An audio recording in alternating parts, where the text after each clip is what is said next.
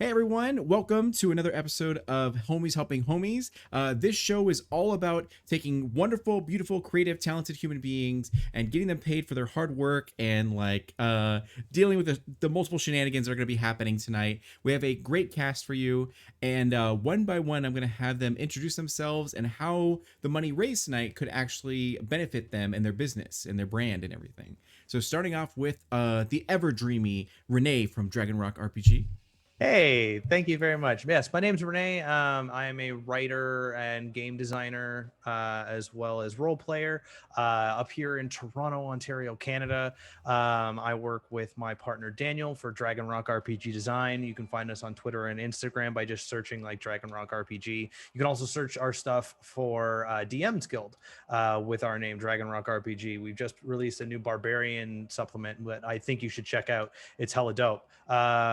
So tonight, the funds that we raise and the tips that we get for today is going to help Dragon Rock RPG Design with procuring art from artists, because we believe in paying it forward and making sure that like we pay for the art that we use, especially when it's custom art, as well as for advertising and marketing that we can get out on both Instagram and Facebook, and potentially maybe one day open a store for you to, pop in and request custom commissions from us to create things like subclasses and races, et cetera, et cetera. It would be nice. We'll see. But that's where the money's going to go for Dragon Rock. That's awesome. Yes. Now, thank you for the current bits and everything like that. That's awesome for me. This point on, anytime we get a donation or a bit, we'll just take a drink of our beverage, whether it be apple juice or alcohol of whatever kind. So it'll be good. So, moving on to Shelby as a nerd, who is someone I've always respected and revered and admired, and now I finally get to share the table with you virtually. And yeah, tell us about how amazing you are. Oh, well, thank you. Hi, I'm Shelby Hall, otherwise known as Shelby as a Nerd on Twitter and Twitch primarily, but I also have Instagram and TikTok that I barely use. But you can find me there. Just you search my and you'll see it. I'm a TTRPG GM, streamer, player, and also a variety gamer on Twitch. So any money raised, received will go directly into improving my Twitch streams. I'm about to go through a move and an office redo. So I'm looking to get that third monitor so that I can, see everything better and just improve the whole setup. But yeah, if you want to follow me on Twitter, we talk TTRPG as well as just like random stuff that's going through my mind. Oh, that's awesome. And then a homie of mine who has we performed together on a Song in the Heart as bards, and she was my manager and she was amazing. The Low Zelda. Hi, I'm Jen. I'm the underscore Low Zelda. I do a lot of variety streaming on Twitch. I play a lot of indies, oldies, and then just really weird Japanese stuff, which is the best way to describe everything that happens over there. You can find me on Twitter and on Twitch. I also make my own dice. So if you're into tabletop RPGs and you need yourself some shiny dice, I do that over at Long Dog Dice. You can find that on Twitter as well. And then yeah, any of the money that goes here is like, I like to play a lot of indies. A lot of those end up being shorter kind of games. So I'm constantly trying to expand my library so that way then I can bring new things to the stream and introduce people to new games. So anything that is raised here is going to kind of go towards making sure I can find the next couple of new things that deserve some more eyeballs and start getting those on the channel. Oh, that's awesome. And then last but not least, Miss Stella Luna. Now this woman is amazing because she was the very first person to give me my very first paid gig as a dungeon master. So now I'm really honored to be able to have her here to have an event that she can make money from as well. So it's a really cool thing. So Stella, tell us about how amazing you are. Oh, thank you so much. Hello. I'm Stella Luna. I'm a TTRPG streamer here on Twitch. What I primarily do is try to build a platform to help people get into TTRPG streaming, either as a player, as a DM, as a producer. There's a lot to learn, and we provide a lot of resources and also experience of what it's like behind the scenes. You get to see things such as accessibility tools, safety tools, trying to develop some good table habits and all of that stuff. The funds that we raise here today are going to be directly going towards helping set up those things. We like to run a number of marathons. So once a month, we do 10 hours of TTRPGs, 3 back-to-back adventures, and we like to showcase different kinds of TTRPG systems. And so the funds will go directly to paying for playbooks, because we definitely believe in helping the indie creators that work so hard to give us all this fun stuff to play. They deserve to get paid too. And as D'Angelo had said, we always pay all of our GMs because it's hard running games, and Yeah, I you was so deserve shocked. it. Yeah. And Stella Luna is super professional. Like, I've been on her channel, I think like 3 times, and it's always been like a pleasant experience. So definitely like check it out and everything. It's like super cool. Yes, my name is D'Angelo Murillo, and I put together Homies Helping Homies. I put together a lot of events to try to help our community with diversity, inclusion, and being a bit more progressive, being what I hope that the community can become, where performers are paid for their hard work and talent. And you'll see when you tune into a Twitch stream, you'll see a lot of diversity and all this kind of stuff. And yeah, so for me personally, I am a stay-at-home dad when I'm not streaming, and I work on a lot of projects, one of which is Emerald Templars, which is a tabletop RPG. I'm going to try to get out this year, hiring as many awesome indie artists and indie writers so they can contribute to this sort of book and make it our own sort of book that represents a lot of cultures that are usually underrepresented or misrepresented. So all the money raised tonight will go straight to funding that. So it'd be really cool. So for those of you who have never seen a Homies Helping Homies session, first off, welcome and thank you so much for giving us a chance. This event is all about putting money in the pockets of these talented performers. Now, you can see if you're on desktop a tip menu that you can scroll down and you'll see various options for what you can donate for. Now, the bits raised that Eric generously gave to us counts towards that. So I think it's like $20. I think it's like the ratio of like, 2,000 bits equals $20 or so. So we're already at, $20 of our $250 goal, which that's amazing. So if you're not on desktop and you are on mobile, there is the command that Sen just put up that has it all listed there. And what you can do is change the theme of the game, which right now it's grimdark fantasy. So you can immediately like swap that to whatever you like. So you can do a noir, like 1920s, black and white detective sort of thing. You can do sci-fi. You can do, whatever you can think of. You can put it in there and we can make it work essentially. For this, it's up to me as the narrator and storyteller to mend it on the fly and all that. But you can do a lot of things. This is really, really cool. And I think that's mostly it with everything. And if you have any questions, feel free to put it in chat. Make sure to follow everyone on their social medias because they're all amazing, beautiful, wonderful people. And yeah, so without further ado, we're going to go ahead and get into tonight's story. Now, the title of this adventure is Sellout, which is a song from Real Big Fish, which is a ska band and everything. And it's appropriate because right now, live on stage performing in front of a moderate crowd of about 12 to 15 people in the Crescent Ballroom, at this tavern and everything, kind of nodding their head and shaking their hips a little bit. But most people are kind of like in the corner of the rooms, doing their own things, drinking, talking to each other, and all that kind of stuff. So I'll need all of you guys. We'll go one by one to have you guys roll a performance check and then see, what your result is. And then also describe your character, what instrument they're playing, and any physical descriptions about them. And we're going to start off with Shelby. All right. Well, while I roll this, so what you see is a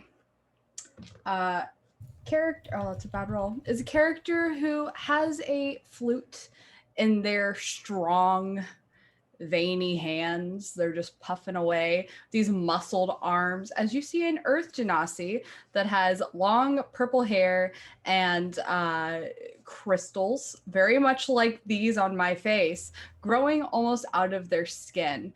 And while they look good, they're not playing too well. As I got an 11. So I mean, I don't know, could be good, but definitely fading into the background. I guess I should say my name. So my character's name is a Mineral, but they go by Minnie and use she, they pronouns, so either or. But she's just, sort of probably in the back, like looming over everybody, like puffing on their flute. And that's what you see. Perfect. Okay.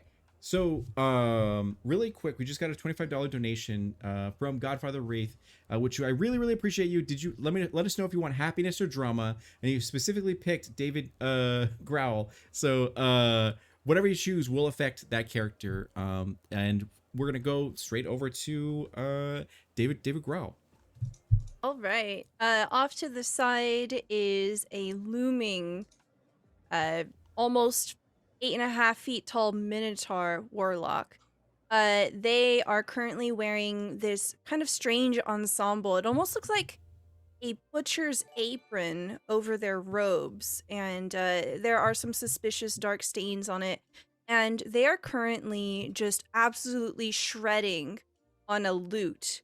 And I rolled an 18 on my performance, and you can see them thrashing their head. You can see that this Minotaur has this sort of deep maroon kind of fur, and these long rearing horns that have a number of chips in them. And Dave Growl, the Minotaur Warlock, uses he, they pronouns. And they're huffing, and they seem to be completely just impassionate about what's going on around them, and they're just absorbed by the music. Perfect. That's awesome. We're gonna say, due to the happiness roll of $25, you are the like bad boy of the band, that you have like the most groupies, and yeah, that are just like, oh Dave, and then yeah. So going over to Jen. Jen, please tell us about your character. Yeah, so in kind of contrast to these other two individuals, there is a relatively short, we're talking like maybe if she stands on her tiptoes, maybe 5 feet tall, very thin, kind of wafy, small woman with kind of golden skin, kind of like lilac-y purple kind of hair, and she's very quietly, like you can hear, but like very quietly playing a saxophone at the very, she's tucked herself behind the drums, like she's like yay, performing, I don't want people to look at me, is definitely the vibe you're getting from that, kind of hiding in the back, with her very solid 8 on her performance roll. So maybe you can't hear her. Hey, that's fine. You could be performance anxiety. It could be whatever way, or this is a career change for her, so she's trying to like get into it. Everyone else in the group is being very supportive, but she's still having a hard time really finding her footing for it. You were an accountant and now you're in a band. You're pretty much. Yeah. And then going over to Savvy. Sitting in the back on top of a stage, elevated just above everybody else, is a powder blue, black-eyed, white-haired tiefling gentleman whose horns tuck back and curl like crescent moons. They are a shade of silver that only the brightest jewelers have ever seen. As savvy or savoir-faire as people who know him in a professional capacity might know him, keeps and maintains the rhythm of this entire troubadour troupe that we have, with a 22 to my performance. Yeah, you have complete narrative control of wherever what you want to do next. Yeah, no, savoir-faire is making sure that everybody's in line. They know when they're going to hit the next notes, and every beat that he lays down, he smoothly transitions from one rhythm to the next, making sure to give everybody a little nod so that they know when their turn comes. Perfect. So you guys like kill it as you do, like you play your hardest. Now, would you guys say this is your first gig, or have you guys been around for quite a while? What do you guys feel like you would do? Maybe like a maybe like a couple gigs together. Couple gigs, okay. Perhaps Perfect. we've picked up one member a little bit sooner than the other, or something like that. Perfect. So yeah, we'll say that you guys have been together for probably like 6 months. Out of those 6 months, you mostly played in like different, I don't know, sheds, because I don't know if there's garages, maybe wagon garages, carriage garages. And now you finally have, like, this is your second or third gig that you played, and you're doing, fairly well and all that kind of stuff, considering, as everyone in the tavern of Crescent Ballroom is kind of preoccupied. There's about 20% of people who are paying attention to you guys on the dance floor, kind of looking like, yeah, like, as there's like a small handful of men and women and non-binary that have Dave Growl's face on their like shirt. There's like, yeah, Dave, and yeah. So your set ends as as you do your solo, and yeah, on your loot, as your guys' set ends, as you pack up all your equipment and everything, be like, thank you and good night. And next, and you hear the announcer, who's a halfling, go up and goes, all right, everyone, give it up for Lamppost Manifesto. They're a local band and everything. And there's a scattered, like, sort of applause and all that. Like, now, next up is going to be Dragonfly Orgy, thanks to Jen's contribution. And you see a group of like 7 halflings get on stage, and they have like sleeveless, shirts, and they have super long hair as they get their equipment and begin to jam out in metal music as it just fills the air, and the tavern comes alive, and they all crowd to the front, and they're like starting their mosh pit and everything like that as they begin to just like growl into the mic and go really hard at it, and the magical mic, and yes. So you guys finish up your set, and you have a couple roadies as they break down your equipment and pile it into the carriage and everything. And we're gonna have Claude, who is your manager. It's a small goblin, about like 3'5", and he kind of like waves you guys over to a table. After the past 2 gigs, usually you guys have a round of like drinks and food to celebrate a good like gig and all that kind of stuff. And now he kind of like waves you over, and he has a kind of what is everyone's passive insight? Passive insight of 12. 12, okay. 9. A 9, okay. 11. 11.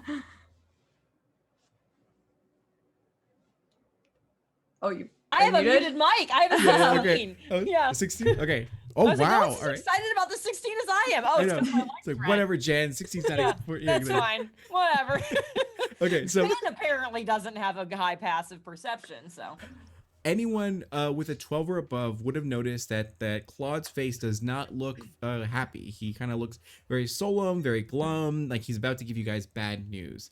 The rest of you are kind of riding the high of like, this is your first sort of paid gig, as you see the tavern owner of the Crescent Ballroom come over and then put some coins into the hand. And this is all because of Wish Warlock's drama sort of thing. So he pulls you guys, goes, please guys, take a seat. I have, a great job on the gig. Here's the 15 gold, as he kind of like puts it on the table for you guys. You can split it up however you think is best. I'm not going to take a cut this time. And he goes like, you guys did good. It's great. And but he seems like he's holding back, at least for how do you pronounce your character's name, Jen? Ilya. So Ilya and Savvy kind of notice that he's holding back something. How do you guys want to respond to the situation? I think Minnie doesn't know what the heck's going on, so they're just trying to shove their flute back into the case, very haphazardly. It's like, get it in there. Yeah. You look like something's bothering you. Is everything okay? Is everything fine? Did we do good? Claude looks torn, as he's like, well, you guys did great, kids. Like, we've been together for 6 months as your manager. You guys have really grown, and like, it's been really good. And we've had 3 gigs, and this was finally the first paid one, but it's just, unfortunately, I got another offer to be a part of the manager for a goblin pop group. So I got it like G-popped. So I'm going to have to go over there and like be... Claude, you done told me that you were gonna honor our band, and you're gonna just walk away for some low down, no talent G-pop. This is absolutely abhorrent. How dare you? And he goes, I am so sorry. So we just had a theme change. So it was a grimdark Oh. fantasy, and now it's more of a kung fu sort of. Gotcha. Oh, So after hearing this, Minnie just sort of walks up and says, Claude, this makes me very angry. And she's going to rage. Okay, as you're like, And yeah, go for it. yeah, she goes into a rage. And Minnie is a wild magic barbarian. So as they rage, let's see. I am currently surrounded by multicolored, almost like strobe lights that are protecting me and giving me a bonus to a +1 to my AC. And all of my allies also have a +1 to AC if there were to be a brawl to, happen. Oh. But I basically just have these strobe lights like popping off of me, and Minnie just slams their hand down on the flute that they were trying to shove into the case and just karate chops it in half. Perfect. As you do that, and you're do you feel like Minnie would have like 15 flutes in your bag just in case you like break them? Or yeah, because Minnie has very strong hands, so sometimes they just like break one of the little buttons off or just bend it a little bit too much. So we've got spare flutes, but this one is just completely chopped in half. Perfect. So he goes, I am so sorry, guys, but I gotta go where the money is. I have a family to feed. Me and my husband just bought like a second home, and we gotta make sure that we gotta pay for that all kind of stuff and everything. So this G-pop group seems like they're really, really competent and successful, and they have a good theme going. So I'm gonna have to leave you guys. And he goes like, here is just like some money to help you guys out to find another manager or next gig, as he puts like 2 gold on the table for you guys. And after that, he like gets off of his high chair and then ends up waddling sort of away to go enjoy the sounds of Dragonfly Orgy. And, does Claude have hair? He does, yeah. Great. Savvy is going to grab his and put it up in a very high samurai pony, and tie it nice and tight. He will take, because we're in a kung fu movie now, he's going to take the wakizashi sword that he has on his back, and with one hand grab Claude's hair, and with the other hand slice the hair off. You have dishonored us. Now I dishonor you. And he puts the tied hair in his belt as like a trinket. We're going to expand the Kung Fu theme to Japanese, Chinese, Korean, all these different sort of like influences.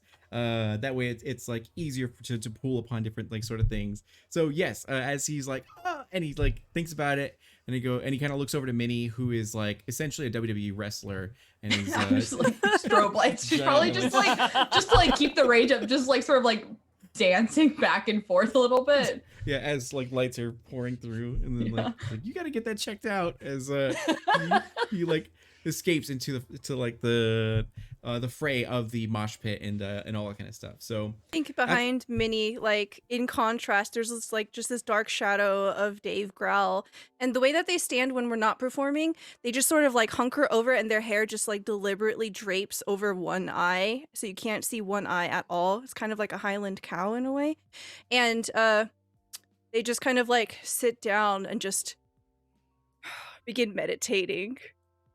Perfect. Just absolutely just droning everything out. So, who has the lowest passive perception? I think Minnie does. It's a 9. A 9? Okay. Wait, hold on. Passive perception is different from insight. Let me just double check. It is also a 9, yes. Yeah, it's a 9? Okay, perfect. Yep. So we're going to say that you, out of everyone, feels this sort of pull towards the bar. Oh, yeah. Would you like to look over and heed the summon? Oh yeah, definitely. Post rage drink, because I didn't attack anything, so like the light sort of like dimmed down, and she's probably like a little bit sweaty after just rage dancing, and it's like, I'm gonna go get a drink, and Perfect. just stomps over to the bar. Perfect. As you like go to order soju, and right next to you is this geisha who is there, and she looks extremely beautiful. She looks immaculate. Now this is like I don't even name the town. Oh my gosh, we'll call it Longshire. So that's a very kung fu name. And Yep. so now Longshire is definitely a very moderate sort of community. They don't have like many nobles or rich folk. It's usually just like middle class. So to see this geisha, this woman who's like adorned in jewelry and has amazing like silk robes and just looks extremely beautiful, it's kind of she stands out a little bit. But even more so as she's like sort of looking at you and sort of calling you without any words or sounds or anything like that, and she kind of just uh holds out like a manicured sort of fingernails. Now all of her fingernails are black and they're very very sharp, Ooh. and she kind of like gestures you sort of over, and you're about like 10 Yeah. feet away from her at the bar. Yeah, Minnie would follow that. They just sort of walk up. You said that the geisha's wearing jewelry. Yes. Yeah, Minnie just sort of like definitely does like the up and down look. That is some very fine jewels, and I think I would know what I'm talking about. So, sake shots, yeah. And she goes like, absolutely, and I'm buying, as she has various scrolls in front of her, and on each one is a page with both like all of your guys' image on it from the like sort of band. And she goes like, you're Mineral, is that right? Do you go by Minnie for everything, or do people know you by Mineral? Like, You can call me whatever you want, but Okay. Minnie to my friends, yeah. perfect. It's like, thank you, Minnie. It's great to meet you. My name is, and this is super super subtle, Elena Bloodhunger, and she goes, and she goes, it's it's a family name or whatever, and it's very foreign and exotic. But she goes, yeah, I've actually in town to I think see you guys. You're a part of Lamppost Manifesto, is that right? Yeah, some might say I'm the most impressive part of it, but don't tell my bandmates I said that. And I think Minnie at this point would just sort of like start waving everyone over. And Ilya's definitely easily intimidated. He's like, oh shit, okay. And I just like immediately like, yes, okay. No. Just just scurry right over there. Perfect. And then anyone else want to join? Dave has their eyes closed. Because meditating, that's right. Yeah, because Savvy knows Dave's not going to come out of that meditative state unless he's bothered or made aware. Savvy will like bow down next to Dave's ear and say, Dave-san, we are moving over to the bar, and I want you to be aware that we will not be in your presence, just so that when your meditation is complete, you can join us for some festivities. And then just casually come out of the bow, turn, walk away, just very respectful. Like very lowly growls, "Kamsahamnida," which means thank you in Korean. Oh, that's super cool. Okay. Nice. So, and their groupies are all around you, being like, Dave, could we please get your autograph? Could you please have my baby? And like, they're just kind of like all sort of around you as you're in your meditative sort of state. And so Love it. at the bar is Elena Bloodhunger. As she looks to all of you guys, she sits up a little bit straighter. For Jen, because you have a 16 to your passive insight, you notice that she's in a weird situation where she kind of like is putting on a sort of facade. She doesn't quite want to be here. She doesn't quite want to talk to you guys, but she's just kind of like going through the motions for some sort of purpose that's unknown to you. But she definitely doesn't want to be here, essentially. And you and only you alone pick up on that. Okay. And as she goes like, well, I'm from like a humble town by the name of what was that name again? Abandoned Faith, as it's very subtle. And yeah, and she goes like, now I'm from Abandoned Faith, and you guys have kind of heard of it a little bit. Anyone who's proficient in history would know more details about that. So just like, let me know if any of you are proficient in history. Yeah, that's a no from me. That's great. It makes my job easier. So so he goes like, I'm from Tell us Abandoned. anything. I'm from Abandoned Faith. It's a great town. The job market's good. Affordable housing, 14th best in the nation for education. Like it's a great place. So but it's quite a bit of ways away from Longshire, and I work for my employer is named Baron Nosferatu, and he has a daughter who's gonna have a quinceañera, and she loves your guys' band, specifically Dave Growl. But it seems like everyone likes Dave Growl as yeah, you Savvy's eyes roll 4 times because no matter what he does, no matter how much like how preened and primped he is, everyone loves Dave and couldn't give a shit about Savvy. I think a characteristic about Dave is that they're always a little stinky too. that musk Absolutely. that stale Old Spice. That's nutty. So yes. So she goes, he has sent me on a quest to find you for an emergency gig. Now I know this is putting you like a total inconvenience to just come to you like this. Should I talk to your guys' manager or like, some other sort of thing? Claude actually quit, right, everybody? Yeah, he is no longer with us. So we don't have a manager. No, we do not. I So think you should be our manager. me. Yeah.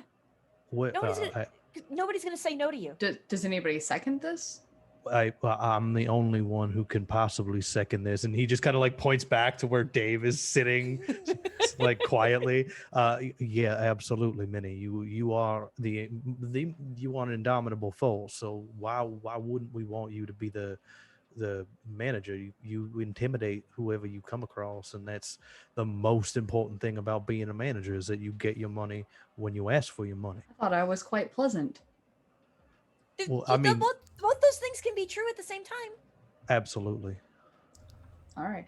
Why, yes, I am the manager. You guys like huddled, and then you're like, Yeah. yes. I'm like, it is I, Mineral, the manager. Great. Well, it's good to see you. And yes, so I guess I could talk to business with you, but all of you can be here just in case you guys want to weigh in, because I want everyone to feel comfortable with this before we proceed. So it is an emergency gig. If you did want to proceed with this, we would have to leave tomorrow at sunset. Now, unfortunately, myself and our driver have a very strong allergy to the sunlight, so we wouldn't be able to travel during the day. So we'd have to actually travel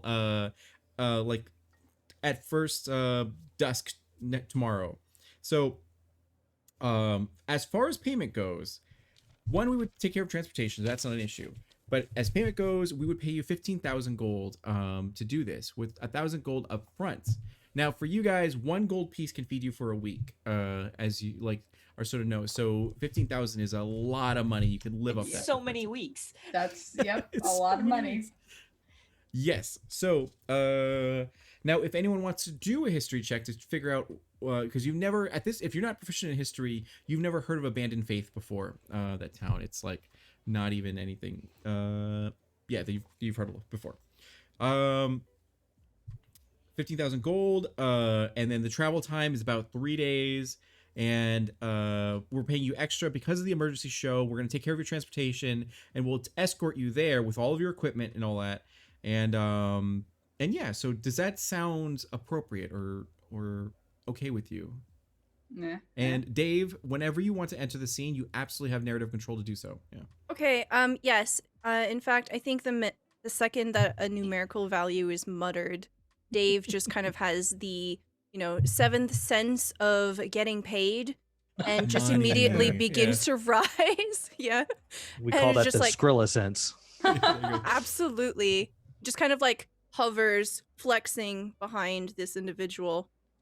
Perfect. So you are there, and you see your companions as well. Are you proficient in stealth at all? Okay, no. That's just wanted to ask. If you're proficient in certain things, I give you extra little like narrative stuff. But if you're not, then you just walk up, and everyone knows that you're there. It gets a little stinkier now. And as Dave walks up, I saw the notification D. So I have one of my magical items is the Rhythm Maker's Drum. But my Rhythm Maker's Drum is actually is a hand pan percussion. Those instruments that make different notes when you hit them with your thumbs at different Yeah. points. So Savvy has a handpan drum, which is about the size of like a personal pizza from Pizza Hut. And as he looks at the individual who's offered us a gig, he starts tapping out, do do do do do, do do do do do, do do do do do. Oh yeah, I think that we can definitely, most assuredly. And he just like reaches over with the other hand, do do do do do, and just like gently caresses down the arm. Do a I'll be honored. persuasion Oh yeah, check. Yeah. sure. So sultry mode has been activated. So for the next few scenes, go ahead and flirt as obnoxiously. You could be like a novella. You could be like a daytime soap opera. Whatever you want to do. To It's a 14 persuasion. 14 persuasion. Yeah, and she looks to you, and she accepts the sort of greeting as you feel her, and she feels extremely cold and to the touch, but she like allows you to touch her, and she seems okay with it. Yeah. And she goes like, well, I guess the travel won't be that bad with such talented and good looking individuals as such as yourselves. As she takes a drink of her soju. Oh, I mean, that is mighty high praise coming from such a beauty such as yourself. So, will we all be staying in one cabin on the trip? She goes, yeah, so hopefully that won't make it too uncomfortable for you guys. As Oh she no. so dumb. Not As she one cabin. as she like blushes slightly through her like pounds of makeup that's making her look very pale, and she must have done a great job because her whole body is pale, so she must apply that makeup everywhere. But she goes, yes, we do have a sizable carriage, but unfortunately there's only one cabin. It's roomy enough to the point where you guys will be able to, there's like bunk beds in there that you guys will be able to sleep in, but it looks like we're gonna have to have it's gonna be a bit cozy and a bit intimate. Hopefully you're okay with that. As she looks over to you guys. And the weird thing about Elena is that it's like the Morticia sort of thing from Adam's Family, where no matter what, whenever she's in a scene or looks over, she always seems to step into a beam of lights that highlights her like eyes and everything. Yeah, and her wings are on point and they're sharp enough to kill a man. So Yeah. Dave dramatically grabs the edge of the counter and just goes like, are we going to get paid all at once? We've been, hair flip, burned before. perfect. And she goes, I would never ever imagine betraying someone as good looking as you, Mr. Growl. As she like looks over, and you can definitely see like under her other hand is a t-shirt that she bought from like your guys' merch booth of Dave Growl. And yeah, and then she goes, you will get 1,000 gold right now, which I have in my possession if you guys choose to accept this mission. Now granted, you will have to show up tomorrow at dusk in order to receive payment and come with us on this trip. We will bring you there and bring you back, and you'll get the 1,000 gold when you enter the carriage. And when you get to the location, you'll get the other 14,000 gold plus tips if you perform well enough during this quinceañera that you're able to get these extra funds.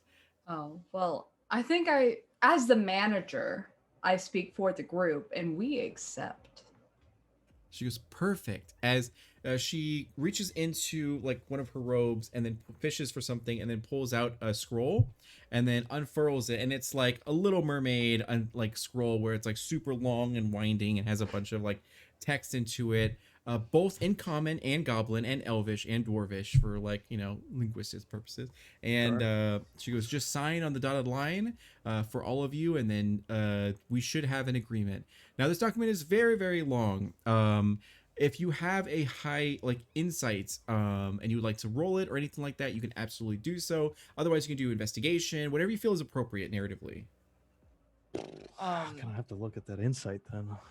Yeah, I'm thinking I'm high on that insight train. And I'm probably like, I was like, this all feels slightly uncomfortable, but like, okay. But like, I would like to be like, this is a very long document. Let me take a look at that real quick. Yeah, I rolled a 21 on insight. 21. Okay, good.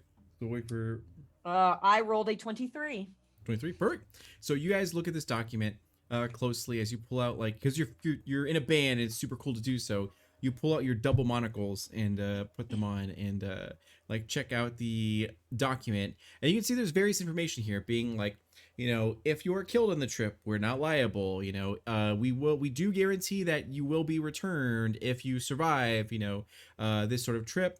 However, you will be magically barred from talking about your experiences on this trip.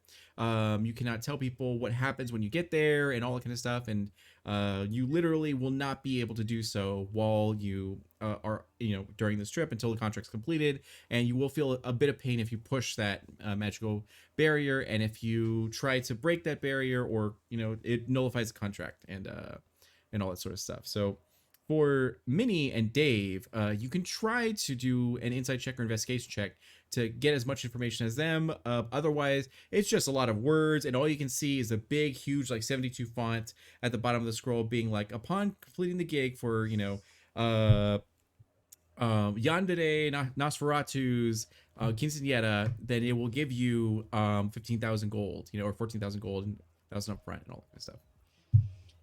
I imagine that while we're looking over the scroll, that Savvy and I'm just like over his shoulder, just like just snuggle right there and like pointing at it together and be like, what do you think about this part? And Savvy's hand just like listlessly like goes up and starts like twirling her hair very softly, and he's just like guiding, just, oh yeah, absolutely, no, this is an important factor that we have got to ensure that we are making note of. And then he just kind of like, is that like shared look right at like that moment, and there's like that intense pause. So the bartender will also be like, wow, you guys look great tonight, as he gives you guys free shots of like sake and soju, whatever you prefer, and yeah, everyone's flirting with everyone at this moment. Yeah. So with this information that you guys have, would you like to still sign this contract, ask any questions, or what have you? Dave will... Sorry, go ahead. No. Go ahead. Dave will lean over to Elena and say, do you have a pen? She fishes into her robe and then pulls out a quill and like puts ink in it and then gives it to you. This like giant meaty hand just like sort of swallows. Oh, you're a minotaur. That's right. Yeah. Just swallows it and very slowly clasps it, pulls it away. Deliberate finger brushing. Thanks. Wink. Imagine you like hit the eyes. Just like, and then yeah. So you. Then Dave immediately signs it, because Dave historically just does not read anything ever. Readings for nerds. As you sign it, and then sure enough, it like magically shimmers like blue and then goes back to black. And yeah. Anyone else? Minnie. Oh yeah, I was saying Minnie's just been playing romantic flute music in the background of Savvy and Ilya's moment here. With your broken flute with like tape on it? No, I pull out my back pocket flute, and I'm playing on that one. And I like put it down as I look to Dave, and I'm like, oh yeah, grab the quill or pen or whatever, and just like does the very obnoxious signing where like you take up twice as much room as there is on the line, and just writes Minnie. Nice, it's so good. Next. Right. Ilya, is that? Yeah, I'll do it, and I'll take it, and I'll sign my name inside one of Minnie's overly giant letters, just like right in that little space. Savvy's gonna go over to Ilana and actually just kind of lift up one of her fingernails and just perfectly manicured. He's going to prick the tip of his finger with it, and instead of taking the quill, sign it in his own blood. Who has the highest perception check or passive perception? Yeah, no. 11.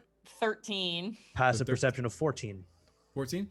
13, 14 will notice that her eyes kind of dilate a little bit upon seeing the blood and sort of being around. You also notice that this woman has like kind of elongated canines, which is very unique. It like was very odd. She definitely looks like an elf, but she's very pale, you know, and very calm and controlled and very abnormally elegant, what someone would say.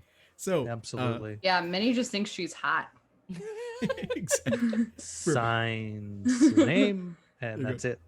Perfect. As you finish signing your name, your signatures shimmer blue and they die down to a black, and then magically it furls back up into her hand, and then she puts it back into her robe and simply just gives you a graceful bow and goes like, "Well, I want to thank you for this. You're doing us a great like service and favor. We promise to not waste your time, and we look forward to your concert and your gig. And it'll be a very easy trip getting over to Abandoned Faith. And it's a lovely town. You know, don't let the name scare you. It's again, I mean, 14th best in the nation for education. It's pretty good. So it's like it's nice. So The fact that you know that stat off the top of your head is mildly concerning, but like I'm down. she goes, well, you know, whatever they need, it's on my tab, you know, barkeep. And as she gives him a sultry wink, and the barkeep goes like, you got it, and serves you guys and as sexy of emotion as possible by taking the like thing of liquor and then like pouring it really high while maintaining eye contact. Oh yeah. And giving it to you guys. And then as they turn around and, you know, do your thing, you spend the rest of the night drinking, eating, you know, hot wings and whatever they have a happy hour in this fantasy tavern. It is sushi, you know, katsu bowls, you know, Kimchi. kimchi, all this sort of like, you know, incredible KBBQ. Oh, I want KBBQ now. Bro. And yeah, so all this stuff, and you just have your fill, and it's been great because you haven't been able to eat this well in quite a while, especially since you're gonna have 1,000 gold right off the bat, and then 14,000 after all of this is done. So that's gonna be quite a bit of money. You'll be able to finally pay off your student loans and be a property owner, and Or like, we got you know, too real right there. and all that good stuff that you never ever thought you'd be able to do. And is there anything you like to do this night, or would you simply like to rest, relax, gather your gear, and ready for dusk the next day? Minnie probably breaks 3 more flutes just throughout the evening, but You other tried to than- use 2 flutes as chopsticks for yeah, all of like Minnie gets real drunk and like just somehow, you know, we try to eat with the flutes. I try to throw the flute as a dart. You know, we break a couple, but then that's all they do. I think eventually after you break the 3rd flute, Ilya just sits in your lap and grabs actual chops and just starts and is just feeding you. The rest Oh, of the night, yeah. you're like, no, I got you, Yeah. I got you. just Okay. work." Yeah. Yeah. And the servers are like, do you need a fork? It's like Yeah. most disgraceful thing. You got this. You know, every once in a while, like picking up something myself and just like the chopsticks linger for a little too long, and you're like, oh, I gotta lick the sauce off the tip. And As the last band to play is a smooth jazz band. Yeah. As Mhm. yeah, and Dragonfly Orgy also plays their slow like ballad as Yep. So with that, you guys all, you know, take a night at the tavern, or you can go back home to just sleep and rest, wake up, you know, hydrate. Can everyone do a Constitution saving throw really quick to see if you feel like your character would not have drank, then you can just voice that, and then yeah. I am the DD, so I am not drinking. Okay, that's fine. Yeah. I got that one, so I had a No, shot. I'm sloppy. Oh no. Okay, perfect. I got a 15. 15. Okay, you succeed. You need 13 or higher to succeed. 4. 4. Okay, so Dave, which is classic Dave, you know, does this at every show. You got pretty wasted, pretty white girl wasted as you consume these drinks. And same with Ilya, as you guys, you know, you had one shot, you looked at a drink the wrong way, and you have a hangover like immediately. And meanwhile, Minnie and Dave or Savvy are good. They're have their wits about them as you guys show up with all of your like equipment and everything. And Ilya, you said you play the saxophone, and Minnie, you play the flute, and then Dave, what do you play again? You play the lutes, right? Yes. Oot. Yeah. ding, ding, ding, ding, ding. Yeah, and then Savvy, you play the drums, correct? Yeah, so you have all of your like sort of equipment, and you go out there to the front of Crescent Ballroom where she said to meet you guys, and you do definitely see this very gothic looking sort of carriage that's very large. You've never seen a carriage quite this design.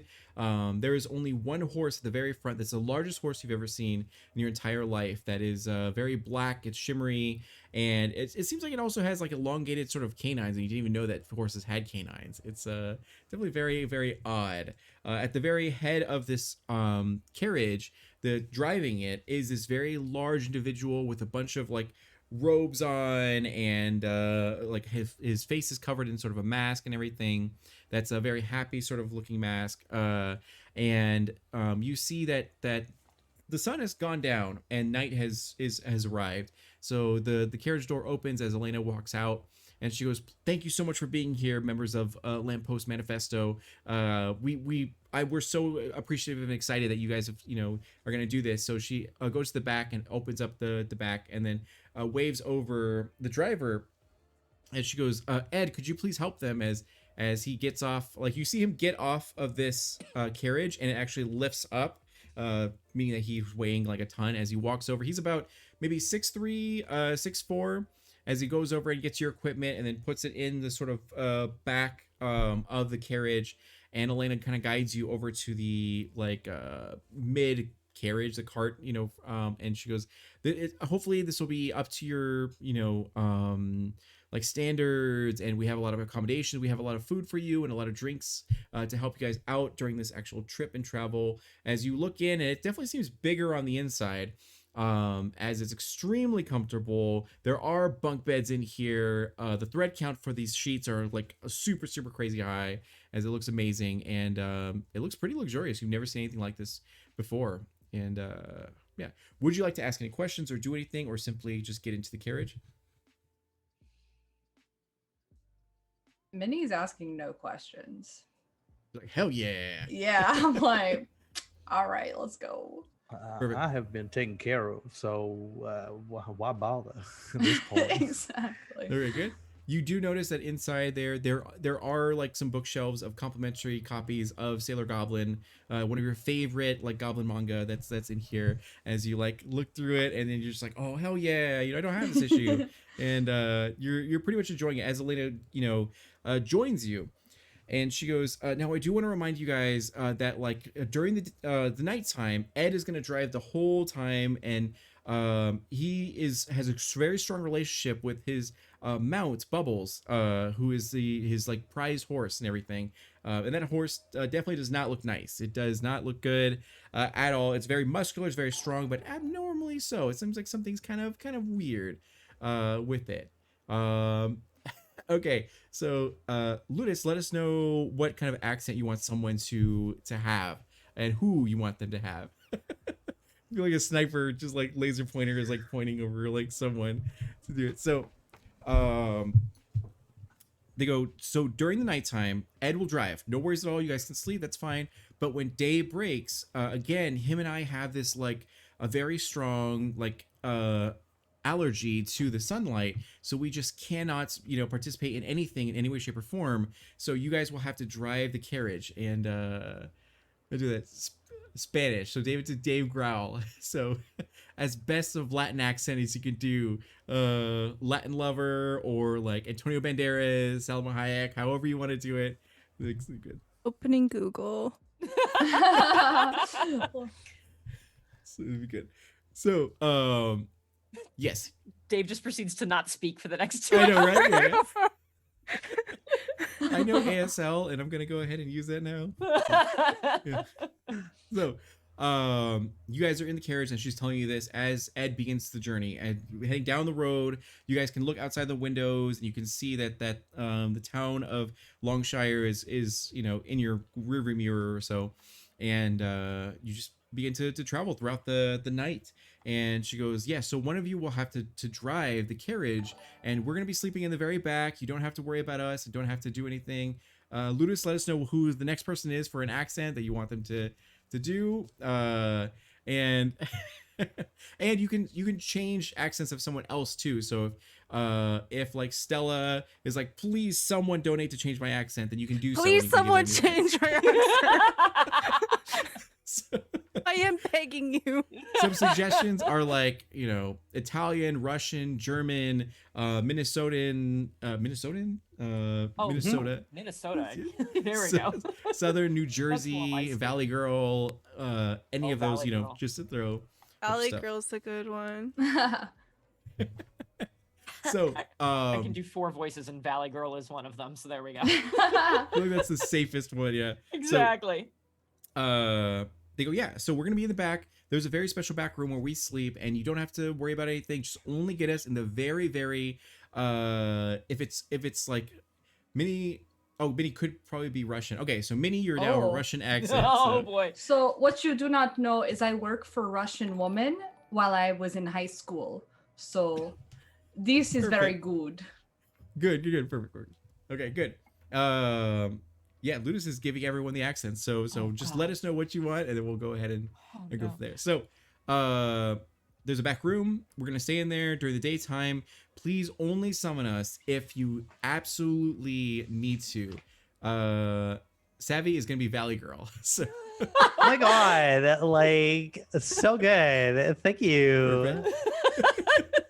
so Is sultry still happening? Because for sultry with all these accents, this is also going to be Oh, great. we'll do Baby it for a girl. little bit, but Of it is course it's it's happening. exactly it. Okay. Duh. Yeah. I want to make sure I'm clear.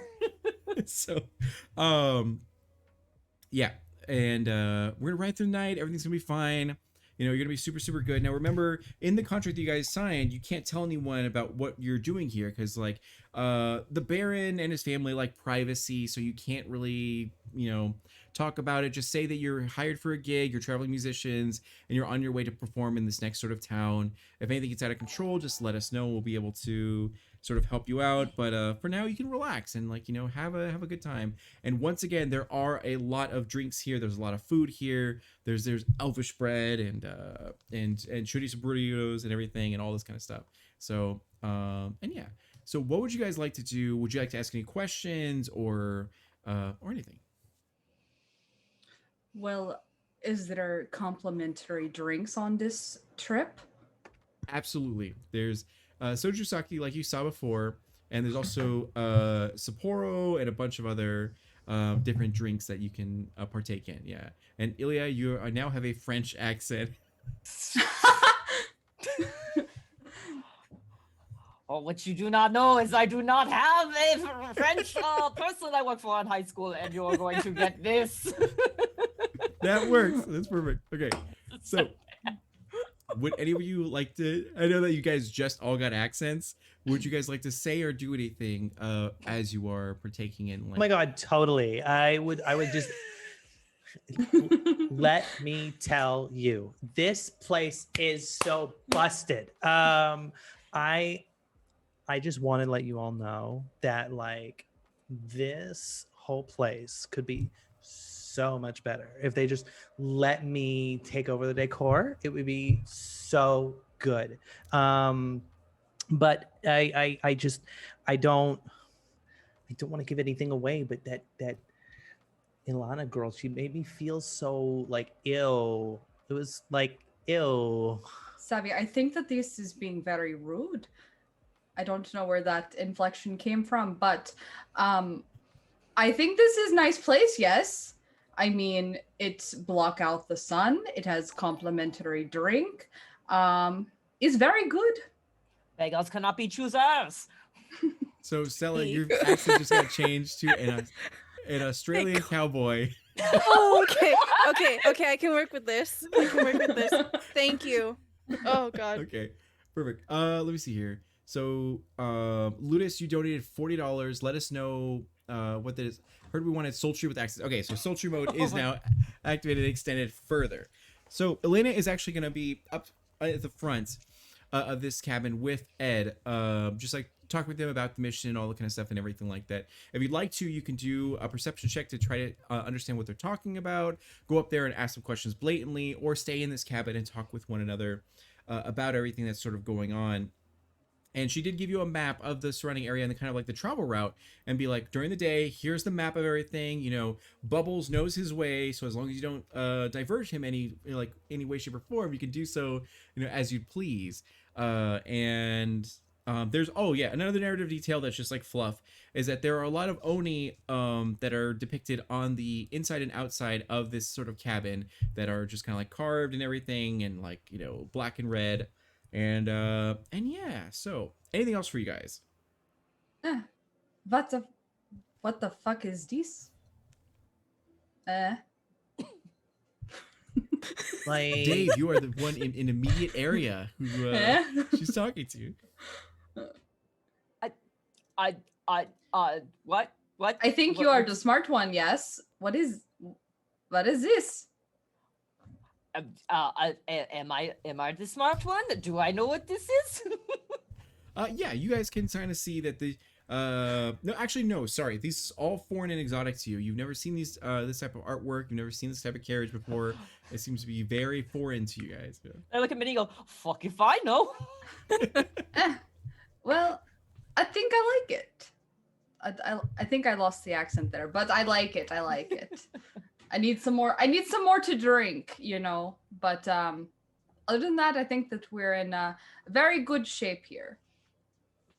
I just know this bed looks very comfortable, and I am so lonely.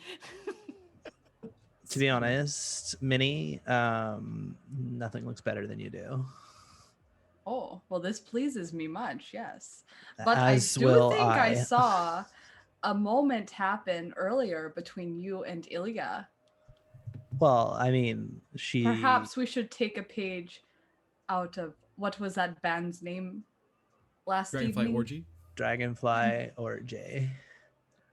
Ah, yes. I mean, The if you're like down for that, then I'm like totally down for that. I mean, I'm Boy. just thinking that it's only the one room, so everyone at this point is either a watcher or a participator.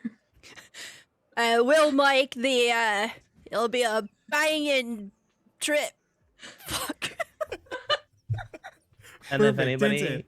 anybody knows anything about banging, it's me. I guess you are the drummer, so this is very funny. It amuses me, yes. So Perfect. The night goes on as you choose to do whatever you like to between consenting adults. As you travel down this long and winding road in the middle of the night, and it's about like we're gonna say midnight, 1 a.m. or so. Who is like voluntarily awake and who is voluntarily asleep at this time? At some point when Ilya's taken a break from the Dragonfly orgy, she just pulls out her saxophone. She starts doing some Kenny G kind of music in the back for everybody else. Perfect. Dave, Go ahead, Dave. Dave is knocked out, starfish, naked, hairy, stinky, the whole. Yep. Musk. Perfect.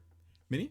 Minnie has this gem of brightness, so I don't know what the fuck it does exactly because I forgot, but I'm pretty sure from the name it glow, so I'm going to expend one of however many charge to make it glow, so that we have very beautiful light inside the cabin. I'm just gonna, Perfect. lean back. Savvy? I love the mood lighting. It's so important to the atmosphere. And I mean, your afterglow is just so beautiful inside of it. It's wonderful. Savvy is braiding Minnie's hair. As she relaxes, he's just making sure that she is the most comfortable and feels taken care of. And Perfect. So, as you guys are all kind of relaxing in like your own various ways and all that, you hear the sound of a couple like thunk thunk thunk on the side of the actual carriage, and you hear the sound of Bubbles giving out a very like nasty sort of growl, snarl a little bit. You're not really sure you've heard a horse make those sounds before. As Elena kind of opens the door, leading from the outside of the carriage to the front to the inside of the cabin, and goes like, hey guys, it looks like we're in for a sort of like rocky night, as there's a group of bandits that are currently trying to deal with us, but we're gonna go ahead and take care of it. You guys just like stay safe and don't get killed. As Is she reacting to the nakedness at all? no, she's like totally. Perfect. Minnie's just like, oh, perhaps that you should stay inside as well. No. And she goes, "Oh, don't worry, I'm trained for this." As she reaches into a robe and she pulls out like a light crossbow, as and yeah. Now you can see that there's windows on the side of this carriage if you'd like to look out. Would anyone like to look out of these? Hell yeah. I'll take a peek. Yeah, I'll watch. So you all, yeah, Dave's like passed out. Anytime, Dave, if you'd like to join the scene, you can go ahead and roll a Constitution saving throw, and then see if you can succeed in that. You need a 10 or higher in order to succeed. Okay. So you guys all look through the window, and you can clearly see there are about 5 figures that are like Naruto running on the side and throwing shurikens at the actual like cabin. As you hear one of them be like, just pull over and we'll make this easy on you guys. You resist in any way, shape, or form, then we'll take your life. As you said, they have like Vega from Street Fighter arm blades and katanas and all these sort of different sort of weapons, as they're trying their hardest to get you guys to stop. And sure enough, you do see that like Elena is firing back at them with the light crossbow and trying to like get them to back off. Do you Just based on like sheer volume of people alone, does it look like they're going to be outnumbered and have a really hard time? Yeah, if you like just using the information that you have in front of you, a driver that doesn't have any protection for their like driver sort of area, and also Elena, who's just wearing a silk sort of robe and is all like sort of dolled up with a light crossbow, and you assume finite amount of ammo, it doesn't seem like they're able to combat these like 5 trained sort of bandits who are you can see using different tools, like they have rope attached to certain katanas and different weapons, and are trying to throw it into the carriage wheels to like get it to forcibly stop and all that kind of stuff. So it seems like the situation's getting worse. Ugh. Oh my god. Ugh. Okay. She's wearing nothing else. She just throws her chain shirt on with none of the other padding stuff. So there's like, you could still see plenty through the open lengths. Just throws that on in her cloak. So, well, oh, I forgot my fucking accent. Shoot. All right, let me find this again. Well, I guess we are not done making trouble tonight, huh? As lovely as this experience is right now, Savvy, I think that perhaps we should go and give our assistance. No, you're totally right. And he looks over at Dave and goes, he takes the spotlight all the time. It's my turn. And so Savvy pulls the wakizashi blade off of his back and jumps down off the back of the cart. Perfect. And for everyone sort of joining right now, welcome first and foremost to Homies Helping Homies. This started off as a grimdark fantasy show where everyone had like just sort of normal to non accents, and now it's like one has French, Australian, Valley Girl, Russian, and it is now a Asian inspired sort of like Asian media sort of inspired setting and storyline and everything. So if you hear Naruto running or katanas, shuriken, soju, all that kind of stuff, that's why. If you'd like to donate or tip, you can feel free to do so. And say Stella Spanish and we'll have an existential crisis. Wow. And Buddhist, stop. Oh my gosh. yeah, so you can choose to do it at the end of the night. All the tips raised will get split 5 ways and be distributed. Right now we are at $3.25 because of Eric's yeah. So thank you so much for everything you. Thank you. Yeah, I really appreciate it. So all right, going back into this. Yeah. So I was gonna say, going off of Ilya, Minnie has unarmored defense, so we're just you're fine. Yep. So she's just going out there, probably in like, her undergarments, grabbing up this gem of brightness and grabs her flaming katana and heads out. Sure, that's fine. As there is a sunroof in this carriage, so you like pop it open. I guess moonroof in this case. And you pop it out, and you're able to have easy access to either hold onto the cart and like swing, or to simply just like pile out of the carriage and try to meet them head on. Whatever you feel is most appropriate. I think we're heading right into it because we might be the talent, but we ain't letting anybody screw up our night right now. I do want this payday, yes. Perfect. So, do you rage? Oh. I think once I get a bit closer to an enemy, I will rage. Perfect. Do you stay But yes. in the carriage, or do you choose to like get out of the carriage and like okay. No, we're going full out. The moment that Ed and Elena can see that you're engaging them with combat, Ed slows the carriage to a halt. Kind of like we're moving. Yeah, correct. Oh, okay. This makes more sense now. So he like brings it to a halt because originally he was just gonna try to outrun them and then drive them off. But now that you are kind of piling out and onto them, that's totally cool. As he like stops it, and all the bodies, especially the unconscious one, in the cabin is like lifting up and like flailing around.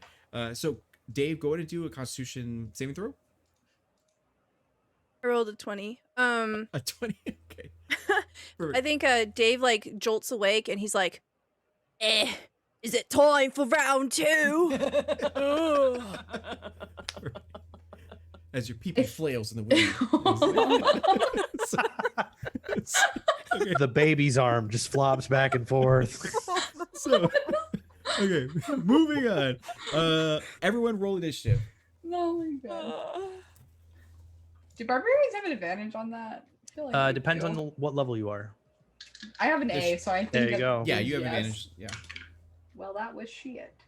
So was mine. Oh no! Don't make a cleric go first. Yeah, with a Rolled -1. Good. Yeah, me with my -1. I still ended up at 15. Yeah. I got. How do you do initiative? Do you just want Yes. us to give it to you? Yeah, we'll go with Mini first. Okay. Sultry mode with the DM. Yeah, thank you. 13. 13, and then Ilya 15. and Dave. 16. 16. Okay, and then Savvy. 9. 9. Okay, and then Elena gets an 18, and then the bad guys get a 15. And perfect. So the first one up is going to be Elena, as she looks very frustrated and she shoots from her hand a dainty but very extremely powerful Eldritch Blast as it soars as it soars through the air, impacting one of the ninjas as they're like trying to ninjas, assassins, bandits, who like tries to throw a shuriken at Minnie and then gets hit in the chest with a Eldritch Blast. And there we go. What did I have? Oh yeah, there we go. All right, good. And then after that, it's gonna go over to Dave. All right. Dave will clamber over and lock eyes with Elena and say, "Me too." And it's gonna cast Eldritch Blast. Sorry, I Okay, lost my perfect. accent there. You're good. You're good. Rolled a 19 to hit. Yep, you absolutely hit. Okay. That is 11 points of damage. Now, in front of you are 4 targets. We're gonna say one of which is doing something else. One is wounded, and there's 3 others that are unarmed or unharmed rather. Okay. I'm definitely gonna go for the one that's wounded. Wounded, got it. Okay. So, There's yeah, a split second where our Eldritch Blasts touch or something. It's like, oh, as they like go. Touching Eldritch Blast tips. Okay. So, anything else for you? That's it. Thank you. All right. After that, Ilya. You said my name and I went, all right, let's see what she does. That's me. It's okay, we're fine. I did not Okay. brain well. I am going to lean out. I probably haven't like exited. Nope. You the do thing- have a port yeah. window, so you'll have, we're gonna say, partial cover from being Cool. inside the cabin, peering out with any ranged attacks through it. Yeah. Cool. So I'm gonna hang out a little bit. I imagine nobody's really gotten very far, so I probably have Savvy, Minnie, and Dave. Would we say within 30 feet of me? Yes, I don't think Dave left the cabin. Perfect. And Minnie, we're gonna say, is about. Minnie's like on top of it or like just Yep, outside perfect. of it. Yeah, they just you have to be in range. I don't have to see you. So I'm going to lean out and go. I'm going to hold on to my an amulet that it's the only other thing I'm wearing right now. I got a whole look going. Yeah. Hold on to that and lean out and go, well, I think we could use a little divine help right now. I don't know where my accent went. I couldn't find it. That entire sentence, it was gone. We could, yeah. And then I'm gonna cast Bless on the three of you. So you all have a D4 for your attack rolls and saving throws. Wonderful. Thank you. Wonderful. I am going to go in here and remember how to speak. And then I hide my shame inside the carriage. I love the show. Okay. Anything else for you? That will do it for me. Okay. So now the bad guys get to go. So one of which is has a katana as he like darts up to meet Minnie like face to face. Did you rage prior or not yet? I'll just say no, I didn't rage it. Okay. So they go to strike you with their katana as you face off. And oh wow, all right. So they got a 25 to AC. Well, yeah, that hits. Okay. So I got a 19 on my roll. So don't think that they're crazy powerful. So you're gonna take 9 points of damage. You're gonna take it fully because you did not rage, unless it says something otherwise. The next one, which is the wounded one, is gonna look over through the porthole and see Dave with your. How do you cast your magic? Do you do Naruto hand signals, or do you you use an orb or anything? Absolutely, just kind of like brings their hands together right in front of their heart, and it just kind of like comes a holographic heart. Yeah, it's your Eldritch Blast. Perfect. So they get one of their shuriken and then like toss it with all of their might towards you. Doing does a 6 versus AC hit? Nope. Yeah, that's what I thought. All right. So the other one is gonna target Elena and throw some shuriken her way with a 9 versus AC, which will not hit. And then the last one is going to also try to engage with Minnie, which will be an 18 versus AC. Hits. Hits? Okay. And there we go. So that'll be 8 points of damage. Okay. That they'll take. As they're taking their katanas and their tri-blades and all that kind of stuff, and they're stabbing and slashing towards you. And then after that, it's gonna go over to Minnie. It's your turn. Oh, you wound me so. I do not like this. And she's going to rage. Perfect. And I will roll my magic surge. It will be an 8. A bolt of light shoots from chest. Another creature of choice that you can see within 30 feet of you must succeed on a Constitution saving throw. So perhaps the fucker that just hit me, take a con save. I don't know what my saving throw would be. I think it's DC equals 8 plus your con mod plus your proficiency bonus. Okay. 8 plus con mod 311 plus proficiency bonus 3. 14. 14. Is that it? 14? Okay. Okay. They got a 10, so they did fail. Okay, so they fail. So they take 1d6 radiant damage and be blinded until start of next turn. Cool. Until rage ends, I can use this again as a bonus action. So Dope. 1d6 radiant, 6. So and blind them. Okay. And 6. So yeah. They look upon the glistening, glowing body of the moonlight, bouncing off of it, and they're like, I have Gem of Brightness too, yeah. so And Gem of Brightness, exactly. So they are blinded, and 6 damage, 19. There we go. Perfect. And then anything else for you? Well, yes. So that was just bonus action. Now I will attack. That's right. Yeah. So I will attack them, I assume at advantage because blinded. That's right. Correct. So with my flaming greatsword katana. What is your command word? Is it pancake or is it Probably just like angry. angry? So I get 19 plus some amount. That'll definitely hit. Yeah. Okay. For 11 slashing damage and 10 fire damage. Do you want to narratively explain how you kill this? Oh yes. So after she blinds this fucker with her gem of brightness rage, Minnie just unsheathes the flaming katana and just goes slash slash slash, and he just falls to pieces upon the caravan. You say It's like- slash as you do this, yes? Yes. Slash. Okay, Slash, perfect. slash, slash. And then I use extra attack to attack the other fucker that hit me Perfect. at normal because, not blinded. 12 plus 7 is 19, 19. which will hit. 19. Okay. For 11 slashing and 9 fire damage.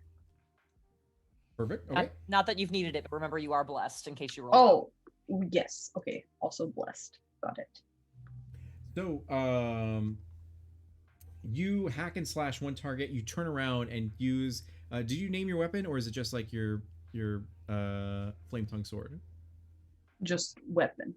Weapon, yeah. So you take weapon and then you swing it with all your might, and then stab and then slice off a limb of the other guy. He's like, oh my god! And then and after that, it's gonna go over to Savvy. So like I'm kind of like really upset that they would do this to us, because it's just like, again, dishonorable, disrespectful, and I just can't deal with it right now. It's just too much. Savvy takes his hand across the rapier, and it too ignites on fire. And this would have been more impactful had I had my original accent, but he just goes, "Suki, I need you." So Suki lights up with fire, and he runs up on thank you for indulging me. He runs up on one of the bandits and as he Two pulls, are like mortally wounded. If they don't get medical attention, they're gonna die, and one is unharmed. I'm gonna go for the unharmed one. Savvy pulls back, and as he pulls back, he pulls his hand over the flame, and crackling blue energy forms around the blade as well as I cast Booming Blade, and I'm just gonna shove it right in there on top of everything else. Yep. That's the theme for the night. Everybody's getting it. In a lustful manner. Yeah, you stab him. Weapon, hex weapon, beautiful. Great. I love this. Don't forget you're blessed in case you need it. I probably will. Because even though I have a +9 to hit, a 3 is not going to help. Okay, so 3, 5, 14. 14. Yep, 14 hits. 14 hits. Okay, so a D8 of piercing. So that's 8 plus 8. That's 16 piercing. Plus 10 fire plus 8 thunder damage. They are dead. Do you want to explain how you murder them? Or just like So as Savvy stabs him in the chest, and he just kind of winks at them and goes, "Thanks for coming." And the thunder damage rattles their chest, and they just explode from the middle center mass. Perfect. So at this moment, what happens is the last two guys, that one is by Mini and the other one got shot up by two Eldritch bolts or blasts. They immediately like back off and they're like, "We're just trying to pay off our student loans by robbing people." As they like, we're like, "We don't want to die. We're out of here." As like they just abandon their companions and run with their missing limbs and impactful bodies. So you have succeeded in this combat. So Elena goes like, it looks like the threat is removed. So like, you know, good job. It looks like you guys aren't just musicians, but you actually are competent in like different forms, and like you can get dressed now if you'd like to. As Why Does- would we do that? Does this not please you? Perhaps you should come hang out in the back with us. she blushes as and she goes, "Do whatever you'd like to." As you do see the sky changing colors from like you know, black to sort of this purplish hue, transitioning into sort of dawn. And she goes, "You know, the swap will have to happen soon. Remember, there is a map here in the glove compartment of this carriage, and you'll just have to like drive. And Bubbles is a great mount, so he'll be no problem at all for you. Just you know, handle any situation you can, and only get us if you need to." And Do you need me to drive the car now? Because I'll drive if like you really need it. And Ed definitely just like, while you guys are slowed down and they like pull the bodies off of the carriage and like, you know, wipe away some of the blood, they do just do the swap, and they're like, "We're gonna go ahead and rest now, and you guys take over, and if anything goes wrong, just let us know. Only if it's a dire situation." Like, I can't express that enough. As you see for a moment the back room, and it's like completely pitch black. There's no openings, there's no windows at all or anything like that. It's just solid darkness inside of there. And who would like to actually drive the wagon or the carriage at this time? Okay, Savvy. So Yep. you take the reins and everything, as you and she gives you one last piece of advice. Was like, now Bubbles is a great mount, but I just recommend don't ever show your back to it, and don't be alone with it for too long, and don't get too close to it or try to touch it. And just like, just want to warn you about that.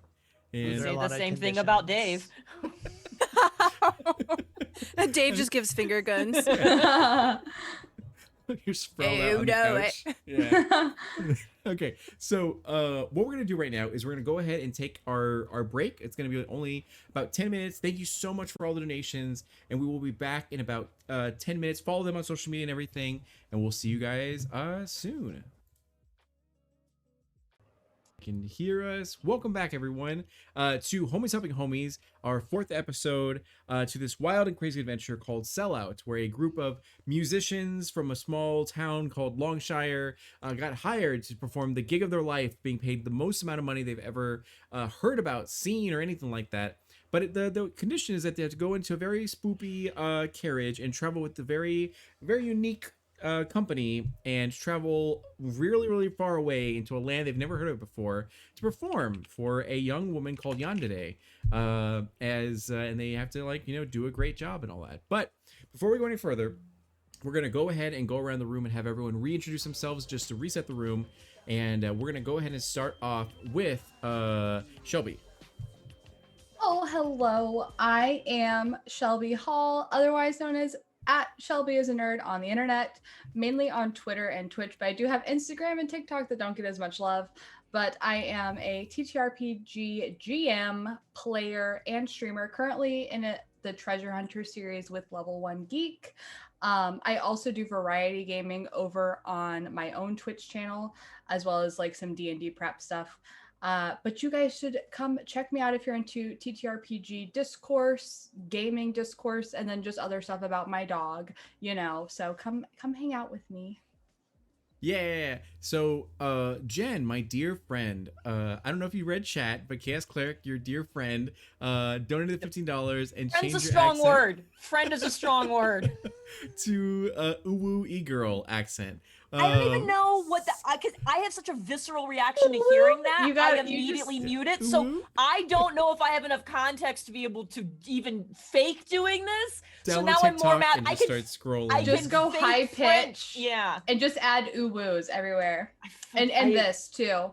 I literally paid someone. I had somebody who kept sending me TikToks from somebody who was doing gamer girl stuff, and I would open it, and like I'd be 3 seconds in and know exactly what's happening. And I finally texted her. I was like, I will give you $10 to never send me one of these again. I will literally pay you $10. Yeah, exactly. Anyways, hey. Yeah, while you process that, tell us about how amazing you are. I'm Jen. I'm more amazing apparently at French accents than I will be whatever this is. But I am _LowZelda on Twitch and Twitter. On my own channel, I do a lot of variety gaming. I am all over the map for indies, oldies, and things that are very, very weird. That's kind of the world that I live in. And then there's also a lot of talk about D&D, especially during my Tuesday night streams, as we just go through a series of stories while I'm playing Persona, and it's a grand old time. Yeah, and then if you're into dice, like special dice for your tabletop needs, I also hand make dice over at Long Dog Dice, named after my dachshunds, and you can catch that on Twitter as well to see all the pretty things that I make when I am not streaming, or being mad at Liz for making me do gamer girl voices. Perfect. Yeah, just go high pitch and super kawaii as much as possible. And I don't even know what these words mean. Heart fingers, and all that kind of stuff. So, yes. And then going over to the amazing, wonderful, incredible Stella Luna. Oh, hello. I'm Stella Luna. I'm a TTRPG streamer here on Twitch. I do a couple of different things. I do run a homebrew campaign on Fridays, 9 p.m. Eastern Time, called Unbound.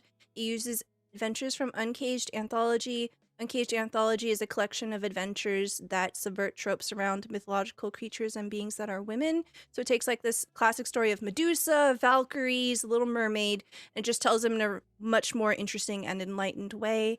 And also I run a number of marathons every month, and they are geared towards sharing different kinds of TTRPG systems out there, just to introduce people to indie games. We've had some really awesome, very fortunate streams where we actually had the creators of different TTRPGs run their own games, and it has been really, really cool. We believe in paying all of our GMs, so if that's something you're ever interested in, just hit me up. I love to get people behind the scenes and just learn what it's like to do stuff like this, and you deserve to get paid. And that's me. So, Stella, if you could put your Discord link or social, I think I'll just put your social media. That way, if people do want to participate in that, they can go ahead and like find you and get a hold of you. Same thing with any content creators out there who want to participate in a future episode of Homies Helping Homies.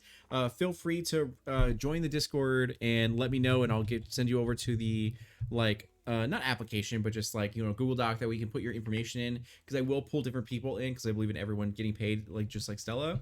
And all that way, you can have a chance to participate in this chaos and have a French accent or a e-girl accent. Yeah, make sure you support for days. Support D'Angelo. D'Angelo is like the dopest tier of human being. You guys are. Agreed. 100% agreed with that. D'Angelo is wonderful. Thank you. I appreciate that. And one of the most creative individuals I've ever met in my entire life, who is professional and produces a lot of awesome content, Renee from Dragon Rock RPG. Hey, what's up, guys? My name's Renee. I am a writer, game designer, and content creator. I play a lot of TTRPGs. I love them. I enjoy them very much. So much so that I have a business with my writing partner, which is Dragon Rock RPG Design. You can find us on Instagram and Twitter. Give us a follow there. We put up a lot of homebrew supplements that we've created. We're putting out a series right now that we've just started with different classes. We started with barbarians.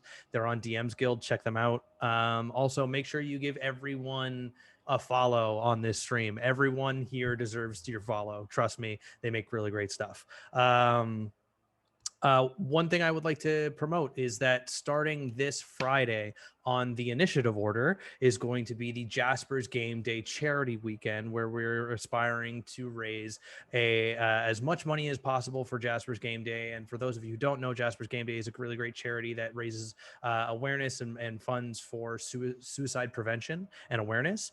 I have coordinated an entire weekend full of several different games. Stella Luna is going to be be DMing one of those games. I'm very happy to have her with us for that. And you can check out my game on Saturday, the 24th of July at 6 p.m. Pacific time, where we will be doing my game, which is Mythical Melee, where effectively I take 6 different TTRPG players and pit them against each other and put them in a fight where the champions will rise to the top. This time around, we're doing tag team, so it's 2 on 2 on 2. And the second twist we're putting on that is everyone's playing a mythical creature. Do you want to see a Medusa take on a Death Knight, perhaps a gelatinous cube, all in one night? Come check us out on the initiative order, July 24th, 6 p.m.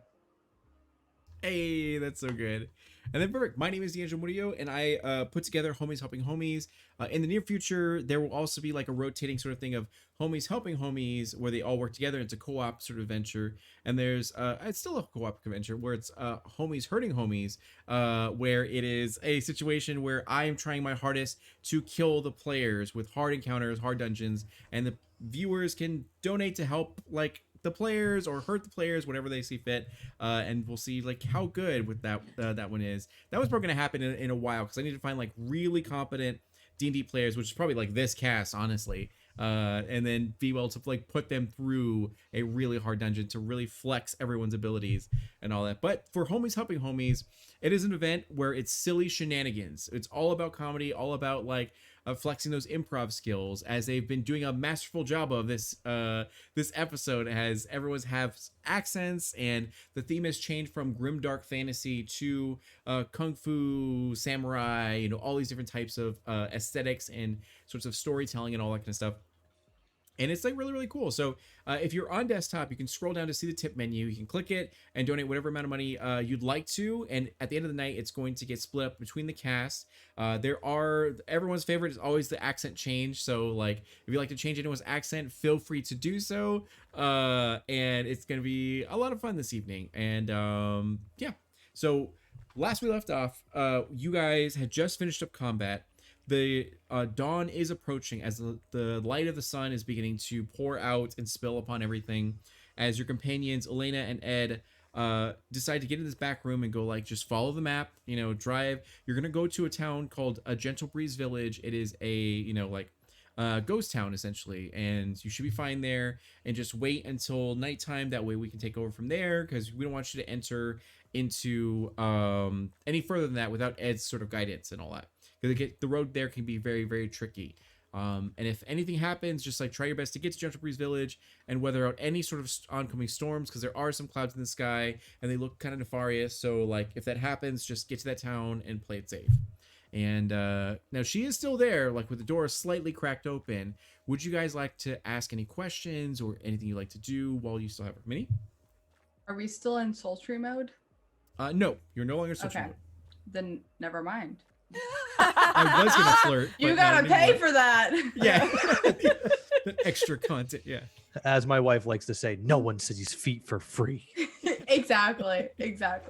Savvy will go over to the door. Like, can you just make sure, like, I know for sure, like, where are we going? Do I just like follow the road and like we get there? Is that how this works? And she goes, yeah, correct. There is also a map that'll have like that'll show you some landmarks that you're gonna pass by, which will be like a burned down church, and it'll also be like different like ruined statues and all this, like an abandoned town and all this sort of stuff. But so you should be able to find it, no problem at all. As you can see, some sunlight is kind of pouring through now. She's like closing the door like more, and she goes, you guys can do it, bye. And you like she close the door and you hear a lock, a series of locks. And you are alone in this sort of cabin with all of you guys. Ilya, Savvy, do you want me to come be your navigator up front? I can tell you how to follow the map.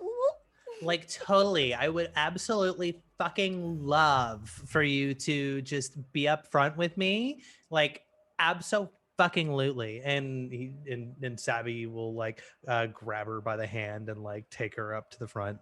you do that too well. A plus, A plus, A plus. A plus, yep. I feel dirty. Not the Sorry. dragonfly orgy, Yeah, but no. the Dragonfly uwu orgy. fingers. That was yes. fine. It was doing Yeah. uwu fingers and that voice. Okay, perfect. So, you guys get to the top, the front of the carriage as Bubbles kind of looks back to you, with the very. It almost looks like he's like scowling at you, if horses can scowl, as he turns ahead and waits for you to snap the reins and to proceed forward. As Savvy grabs the reins, he'll turn over to Ilya, knowing that she has the presence and wherewithal of divinity, and says, like, could you pray for me to like do as good as possible? Oh, of course I can do that for you. Give me 1 second, okay? And then I put my hand on his shoulder, and I hold my symbol, and I go, please, Goddess, we could really use some extra guidance right now. I would very appreciate it. And please make Bubbles be just so happy. Amen. Perfect. So go ahead and do an animal handling check with advantage Oh my because of God. that e-girl, blessing. Yep. Oh, God it was bless the tiny e-girls. AM at the end. Ilya, you're doing healing out here. I put some of my clothes back on. I have taken wounds from fight. Could you, patch me up? Your giant Oh, what's Minnie? I would absolutely help you do that. And I will reach out and I will cast a first level cure wounds. I don't think you got hit too bad. Thank you. What is that? 1d8 plus 3. So you will get. Oh, that was a good roll. You're gonna get Ooh. 10 hit points back. Oh, hell yes. I am almost Ooh. back to 100%. I say ooh, it's like cure wounds. That's the word. Cure wounds. Oh no. Cure wounds. Wow. I don't know. Okay, Cure woo. I can't. Nope. Cure Wow. I am So- almost back to 100% so that I Yeah. can get back to previous performing standards. So thank you very much. Yes, cleric. This was worth ending your friendship with Jen over. Good job. D'Angelo is a 19 animal handling. Animal handling, perfect. You're able to masterfully command Bubbles as he doesn't respond with a gentle sort of to move forward. They do it a bit more with a bit more force, and Bubbles responds to you as he is completely in your command, and the carriage begins to move forward, traveling down this road as there's dried blood in the areas and severed limbs and a couple dead bodies that are on the ground as you move forward. There's a little bit of smeared blood on the side of your carriage still, but not super bad, as there's some still embedded shurikens and all that kind of stuff. So you travel down the road. Now NYC Cowboy 77 did donate for more drama, so that's great, because as you travel down this road, everything seems fine. There's a lot of sunlight. You see some merchants traveling down the same road that's going the opposite way and everything. You guys wave to each other as they look to your very gothic super metal carriage, and they are just a normal sort of carriages, that seem completely fine, and everyone kind of looks to you guys, especially with the embedded weapons and the smeared blood that's kind of on the side. They're not sure if it's an aesthetic choice or if that's actual legit combat that you guys have suffered. But sure enough, the drama will come in right now, as suddenly in your rear view mirror, as it's literally a mirror that's off to the side, and you can see that there is a carriage that seems to be green in nature, as you hear the sound of an arcane sort of a siren go woo woo, as you see it's as Sam, no, it's the fuzz. as you can definitely see, it is the Emerald Templars. Now the Emerald Templars are a group of anti-magic sort of knights that go around to take out anyone who uses nefarious or terrible sort of magics, and quells them and all that kind of stuff. They're typically magic cops, essentially, and they're currently pulling you over, as you know that arcane siren is very distinct, as they're asking you to sort of pull to the side and everything. What would you like to do, Savvy? Going to asked chat to see if maybe chat's got something for me. I'm gonna give it a minute while I process these thoughts. As Savvy is lost in like contemplation, I think Minnie just pulls out her gem of brightness, and I look at it and I said, "Ugh, I knew you would get me in trouble one day. You cannot be this beautiful and also magical at the same time." Perfect. And I don't know how this magic item works because it was a lot of words, but I'm just gonna dull it. I think that I can do that. Sure. So it's just a regular gem now. And Ilya, you can also see in your rearview mirror the Emerald Templars as well, which you know that they are like a quote unquote good force, as they simply go around the land helping people out with any wizards that's gone crazy and everything like that. Sammy, Dave, I you think also this notice is fine. I can talk to them. It will be okay. Okay. Well, like, you know, if you think so, but like, I'm gonna be right here. I'm gonna be your backup, okay? And Okay. like, don't worry, don't stress, because if anything gets like really shisty, like I'll be right here, and like I will help you. It will be fine. It will be fine. Just don't fucking say nothing. And I turned. So you pull over the carriage, and the $40 was donated for sultry mode. Oh yes! Oh my god! Yes! So okay, you guys pull over the carriage as they pull up behind you and everything, and you see two of the Emerald Templars gets out of their sort of like carriage and all that, and head over to you guys and go like, hey, you know, afternoon. As you see, it seems to be a half elf and also a dwarf, both male, as they approach. Oh, hello, officers. What can we do for you? And they go, you know, just wanted to like pull you guys over. This is a very unique carriage. Like, are you guys from around here, or are you like traveling somewhere? Oh, we are a band and we like to travel in style. Is that a crime? He's like, no, it's definitely not. Interesting. What kind of music do you guys play? Oh, we have all kinds of music. We are a ska band. Would you like to see? Would you like to see it? I'm just gonna pull out my saxophone. Yeah. Like, I could play right now. And they kind of look to each other and they go like, maybe in a minute. Beautiful. I forgot it's social mode. So I'm like doing this, but I'm also like, as I'm doing it, I'm like I was like, look at the fingers. All right, now we're just gonna be down here, you know? Yeah. So they go, this is a very, you know, unique carriage that is not from here, and we actually see some, like, I think that's smeared blood on the side, and some, like, it looks like different little, like, you know, daggers and everything that's stabbed in the side. Did you guys encounter a battle at all, or like what's with that? Oh, some bandits tried to fuck us up, and that was very rude of them. They look up, and Minnie is just like spread on the top of the caravan, like just laying. Doing like, the Burt Reynolds. okay. Yeah. There we go. Perfect. Go do persuasion checks or whatever you like to do. Oh. Did I think I get that? Nope.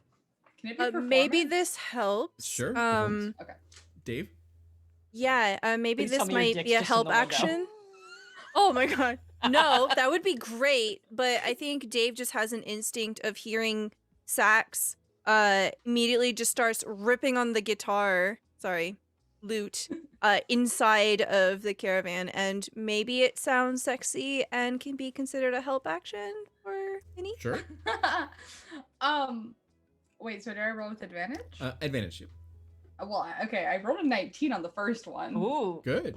You fish for that. Oh my god, I got a natural 20. Nice. Heck Perfect. yes. So Plus you have narrative 4. control. So what should would be- you like to Heck happen? yes. All right, Minnie has just like, she's like seen this happen, and after getting healed, you know, so she's crawled up like on top of the caravan. It has like positioned herself strategically to where like her body looks the best at this one specific angle, and she's flexing, and her hair is blowing in the breeze.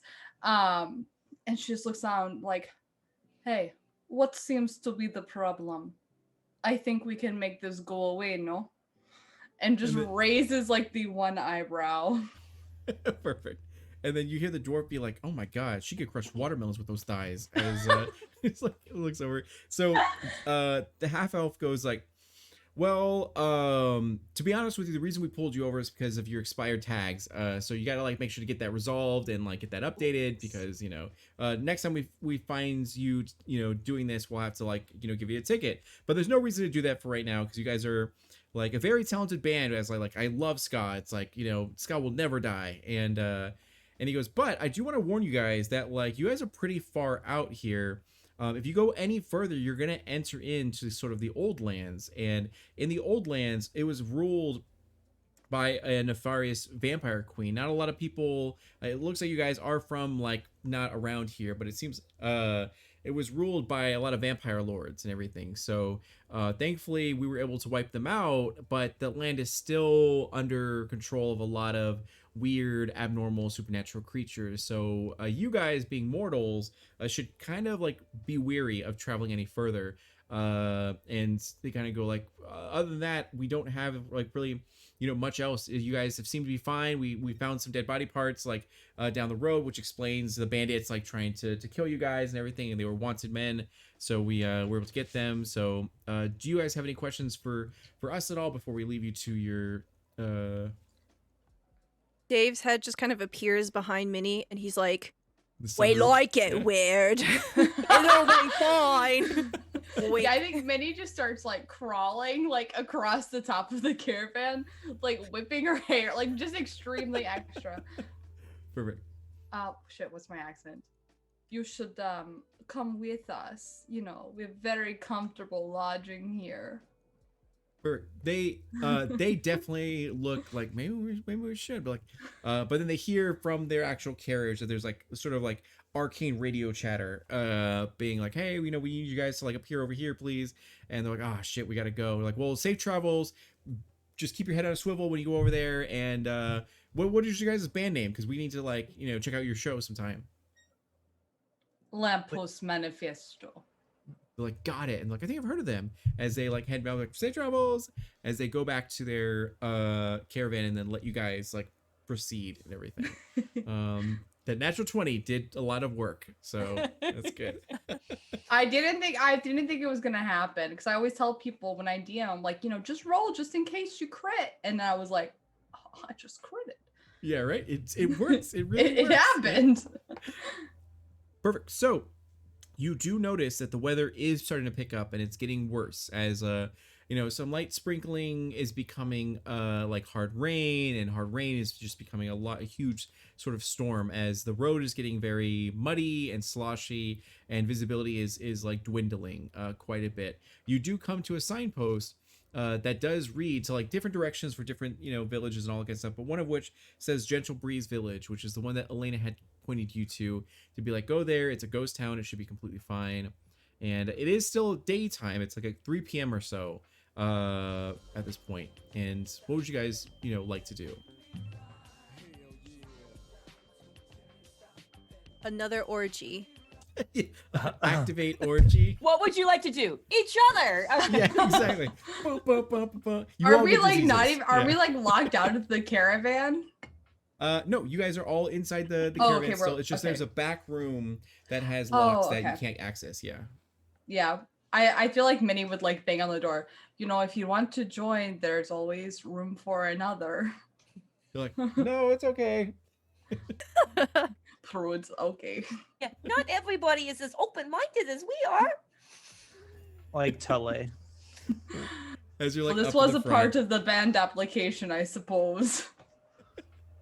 Perfect. Do you proceed to Gentle Breeze Village, or what would you like to do? Okay, so you head over to this town, as it seems very, very quaint, very humble, but also kind of run down as you head over to this place, as the rain is clearly too powerful for some of these buildings, as some like shutters are like flapping so hard into windows that it's shattering them, and like or just completely coming off and everything. And you do find that there is a place at the center of town that seems to be like a great hall that seems to be the most sturdy and the strongest to be able to just like take refuge sort of in that building, if you'd like to. Yeah. I would I know You said it was like it's a church? It's This a great building? hall. It's just like Great a hall? yeah. Welcome in, Raiders. It is about to get real sexy. Oh yeah. Savvy points over to the Great Hall and goes, like, I don't know about you guys, but like, I would really like to christen another place. Well, we are on a streak, are we not? I suppose we could, as the manager, you know, I suppose we could set aside the time for this. Mm-hmm. Can I you guess it's manage it? God. So you guys get into the great hall. You're lucky you have a cleric that can cure diseases for like all this sort of stuff. So you get into this great hall and you notice that there are a lot of there's a lot of dust here. There's a lot of but at the same time there's some things that have been disturbed in this like sort of great hall. It's very humid out here, but this building seems to be strong enough and sturdy enough to weather the storm as you make your way in here and do whatever you'd like to as consenting adults. And while in here, a few hours pass and you kind of get this weird sense. Ilya would be the one, I think, to feel the something odd I about feel this something. Place. You mean you Not feel something? physically, yeah. I'm sorry. Yeah. I feel something. Terrible. Oh no. Making this sexy is very uncomfortable. I regret a lot of choices. Oh. Okay, so you definitely do feel a presence of something abnormal, supernatural of some sort. Using your just normal life as a cleric, and you get this weird sixth sense, sort of.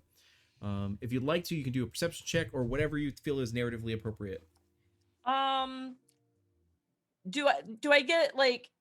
Does it feel like we're being watched necessarily, or that there's just like a bad energy going on? I'd say both, honestly. Okay. You feel like you're not alone in this place, like at all. There's a heavy looming presence. Yeah. I saw that restraint and that like visible control. Where I would probably, even though it's not a very good set, I feel like this would probably be more in the world of like investigation. Like I'm trying to like, I don't imagine there's a thing I'm gonna see, but it's like there's clearly something else that I need to like figure out what it is that's going on here. Ilya, are you uncomfortable? Is there something that we should look out for? I think someone else is here. I just don't know if they're nervous to ask to join or if they're bad. This is well, you know, we should all look around, and I'm going to, as an action, use my magical awareness. Sure. To, good call. You know, find concentrated magic within 60 feet of myself. That isn't behind total cover. That's fine. So what you notice, because you're a wild magic barbarian, you've touched the fae, you've like, all that kind of stuff. You experience a sensation where this place is, the line between life and death is very, very thin. The veil between the two is extremely, extremely thin, as there are a lot of spirits that are sort of around and lingering here. And as it approaches nighttime, it's getting stronger and stronger and stronger.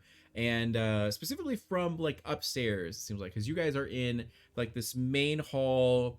I assume that you've lit every candle and you've set the fireplace and are on the bear rugs spooning one another and whatever. And I think we might have audience. There are lots of spirits about. Perhaps they are not fulfilled yet. Perhaps we can do something about this. Yeah, Savvy just starts like, just very sultrily undoing the obe to his kimono, pulling aside everything. This show is like very well-formed pecs and his rippling abs. Furry chest? Oh no, completely clean. He is so absolutely decked out in blue tattoos from the chest down towards the navel, and he just kind of like spreads it wide and goes, "Come get a taste." And with that, Sultry mode is off. Thank you. Wait, I Another didn't 40. get my description. Oh, in. you're right. No, go ahead. You, Dave. You actually absolutely. Go on, Dave Stella, get it is- in. Dave is butt naked and flexing multiple things. Helicopter, everyone. As you, like, I cast light on Dave's Cast dick while the light. helicopter's going on. Yeah. Oh my gosh. The spirits Dim are of definitely brightness goes offended. off. They are not wrong, and they're not unjust in their anger. Yeah, you So- know how a metalhead like headbangs? That's what Dave's dick is doing right now. Yeah. Yep. So, Minnie, would you like to investigate the upper floors of this great Well, I hall? could certainly give it a shot. Does anyone want to go up? Oh, we're out of sultry mode. Does anyone want to go upstairs with me? Alright. Yeah? Yeah? Eh, Yeah? I can. Well, then, Dave, we have not been alone together for this trip. Let's go as friends upstairs. Because Platonic we do not friends. have this sultry mode on. Dave will put on their butcher's bib, and since we're in kung fu, okay. Yeah. And the suspicious stains have kind of like changed now, and it looks like a blood stain of a giant skull. Perfect. Oh, that is beautiful. Good And you- Thank artwork. you. Thank you. Dave, That's all great. right, let's Nice. go upstairs. What do you see with your Australian cowboy eyes? Eh. Fuck. Now, on this upper floor, you do see a series of rooms, some of which are open, others are closed. You hear the sounds of clattering with even just your passive perception. That's kind of muffled from beyond these doors. Oh, I hear something over there. Yeehaw. Oh. Well, then I suppose we should take a look, should we not? I wonder if I can do anything in this particular situation. Oh, I've got this. Oh, Eldritch Blast. At a door? Yeah. Perfect. So no roll required. You destroy that door into little tiny pieces. As beyond it, you see the remnants of various bones are clattering and then coming together in sort of a magical sort of way, forming, it seems like, about 7 people in this particular room. As you see that these skeletons are kind of like sugar skull designed and all that kind of stuff, as they all come together and like shake to sort of life. And they go like, hey, who the fuck messed up our door? As they kind of like look out to the hallway and be like, whoa, what are you doing here? As all doors open and some various skeletons come out and sort of look to you guys. We are Outpost Manifesto. Fuck. we are very sorry to interrupt, but we are just staying downstairs. Are you perhaps friendly? And they go like, well, I mean, to people who don't damage our property, Oh, why does it well- smell like sex? And then they I do not know about that one, but perhaps I can fix your door, I've just got a natural sort of musk, alright. It is a sex musk, yes. go and do a deception roll. Whoever would like to. Ooh, I'm proficient. Oh, Yep, you do that. okay. That's a dirty 20. Yeah, you succeed. So you have narrative control. Whatever comes out of your mouth, they will believe.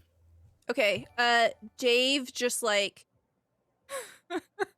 Right, I know Sultry Mode is off. No, you're Dave just fine. like Do what you want. rips off the apron and just like starts flexing and starts like singing. I can't do it, but like guttural growling, like and yeah, just like puts on a performance and is like, I'm Dave Growl.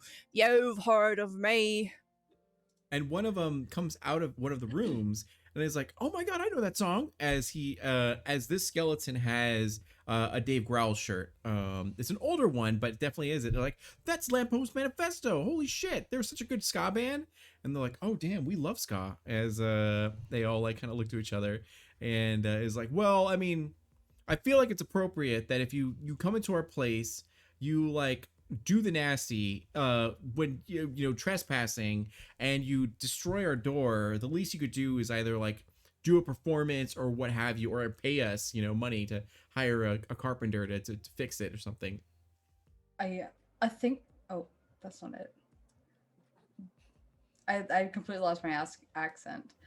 We could do performance, yes. I happen to have flute in back pocket. Pull that out, and then I just go flute noises, Flute and I noises. play it. Wow. Yeah, there you go. So you do so as they're like, oh yeah, all right, cool, well, like, tell everyone, like, make sure you get Jimmy and the kids and everyone to come out here to, like, see this, because like Oh shit, if you there are kids here. And we if you did the don't- nasty. Oh fuck. Oh shit. You So- might want someone to clean up down there. like, ew, we're not gonna clean up your baby gravy, you gotta do that yourself. Oh wait, I have prestidigitation. Yeah, I was like, It's we fine. got prestidigitation. Yeah, there you go. Perfect. So everyone kind of gathers from all the buildings in town and makes their way to the Great Hall during this weathery, stormy sort of night. Now it is about, we're gonna say, like 5 p.m. or so. So the sun isn't going completely. There is some sunlight peeking through a little bit, but it seems like your companions are still in the back of that carriage or caravan, and you guys are in this great hall. Would you like to unload your equipment and do a performance, or would you like to handle this in any other sort of way? What would you like to? There are about 35 skeletons here, all sugar skull designs, and they seem to have, yet despite them being skulls, their eyebrows do move to showcase emotion. So, yeah. Ooh. I am happy to perform for them. Absolutely. But please keep it PG-13. We have children in the audience tonight, okay? All right. I'll go put my clothes on. Perhaps if there is a sultry mode later, then we can showcase that. But for now, it is off, okay? We could have Lamppost Manifesto after dark. Is So- this what they call an encore? Right. So there is a stage in this great hall that you're able to, like, get on top of and sort of perform, if you guys would like to, yeah. And then Burke. So you guys begin to perform. Go ahead and do a performance check from, like, all of you to see how all of you sort of do with your musical instrument, and, like, in front of all these skeletons that are, like, waiting to see how you guys do. Ilya? I'm riding the high of the afterglow of the day. I got a natural 20. Wow. Oh! All right, that's good. Hell yeah. That's a 13. 13. Okay, solid. And then Dave? 15. 15. And then Minnie? 19. 19. You guys do great as you're playing some beautiful ska music, as you guys are all, like, dancing while playing, and especially the saxophone solo is immaculate and everything. But at this time, while everyone's starting to, like, get it really into it and starting to dance, this is your best gig that you've ever had. It's, like, unpaid, but still more people here are dancing than you ever had, and they're really enjoying it, when suddenly another band walks in with all their equipment and be like, what the fuck is this? You guys got over the Bone Daddies so fast? As they're like, no, this is our like territory. So they kind of go up and go like, no, we're gonna have a battle of the sort of bands here. We're not gonna let this, like, slide. We gotta prove that we're a better band than you. We do play the ska as well, and like, we've never even heard of you guys. Lamppost Manifesto, as and the crowd is, like, loving it. It's like, oh my god, the Bone Daddies versus Lamppost Manifesto, this is amazing. So we're gonna see how this goes. If we play the ska. Ska! Sure you do, buddy. So they got a very strong roll of a 19 as they, like, play, and they're super good at it, as they have a whole brass section, and they have, like, the drums and all that kind of stuff. Their lead singer is doing actually quite well, as the place is filled of lively entertainment. Bartenders are serving drinks of soju and sake and Sapporo and Kirin, all these different sort of drinks and all that kind of stuff. And then they look over to you guys for your sort of set. Now, what we're going to do is you guys will all roll, and we'll choose the highest of your results to represent how you guys do as a group. Guys. After seeing them kick ass, I'm going to say, okay, we can do that. We can work with that. Or turn to everybody and say, we're gonna kick their fucking asses, and I'm gonna cast bless on the three of you before we do this. That is saving Hell throws yeah. and attack rolls. Just so Oh, that that's you saving know. rolls and Oh, attack rolls. Yeah, shit. never mind. you- Then do you I have- will instead Do you have? I don't have guidance, but I will enhance ability. That I'll a just girl, fucking that's drop it. that one. So can- I will. the higher Perhaps you on cast it. savvy. That's what, second level. So if I let's just fucking go. I'll drop it at 4th level. So So three that's- people can have that it. is all 3 of you enhance Is ability that on advantage? Yeah, so- advantage on charisma checks, yeah. right? Yep, Perfect. advantage on charisma. So yeah. Go ahead and do your rolls. And Before we go, I just kind of go. I lean in and everybody, guys, we've kind of been in a groove, so I kind of want to exude that. So let's. He points at Ilya. He goes, let's get hot, Minnie, hot, Dave, sticky, sweet.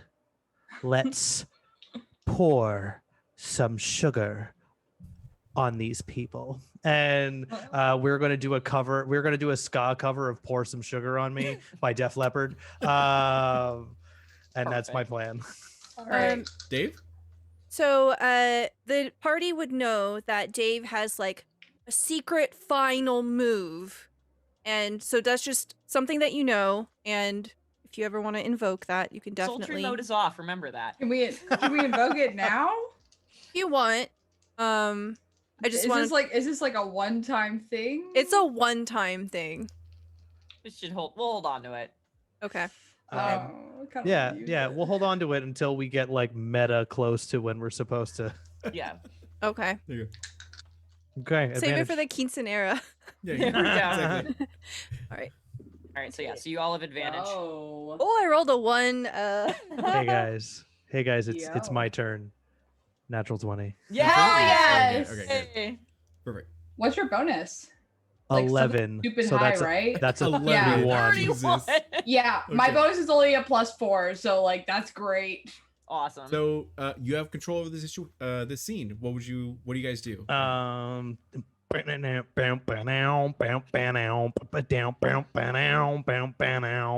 we are playing Pour Some Sugar on Me with like the deftness of like minstrels who have been famed across the land. And it makes every skeleton harder because of just how well we play. And the Bone Daddies feel absolutely embarrassed by the fact that they would have dared challenge us and have forgotten our names for whatever reason that may be.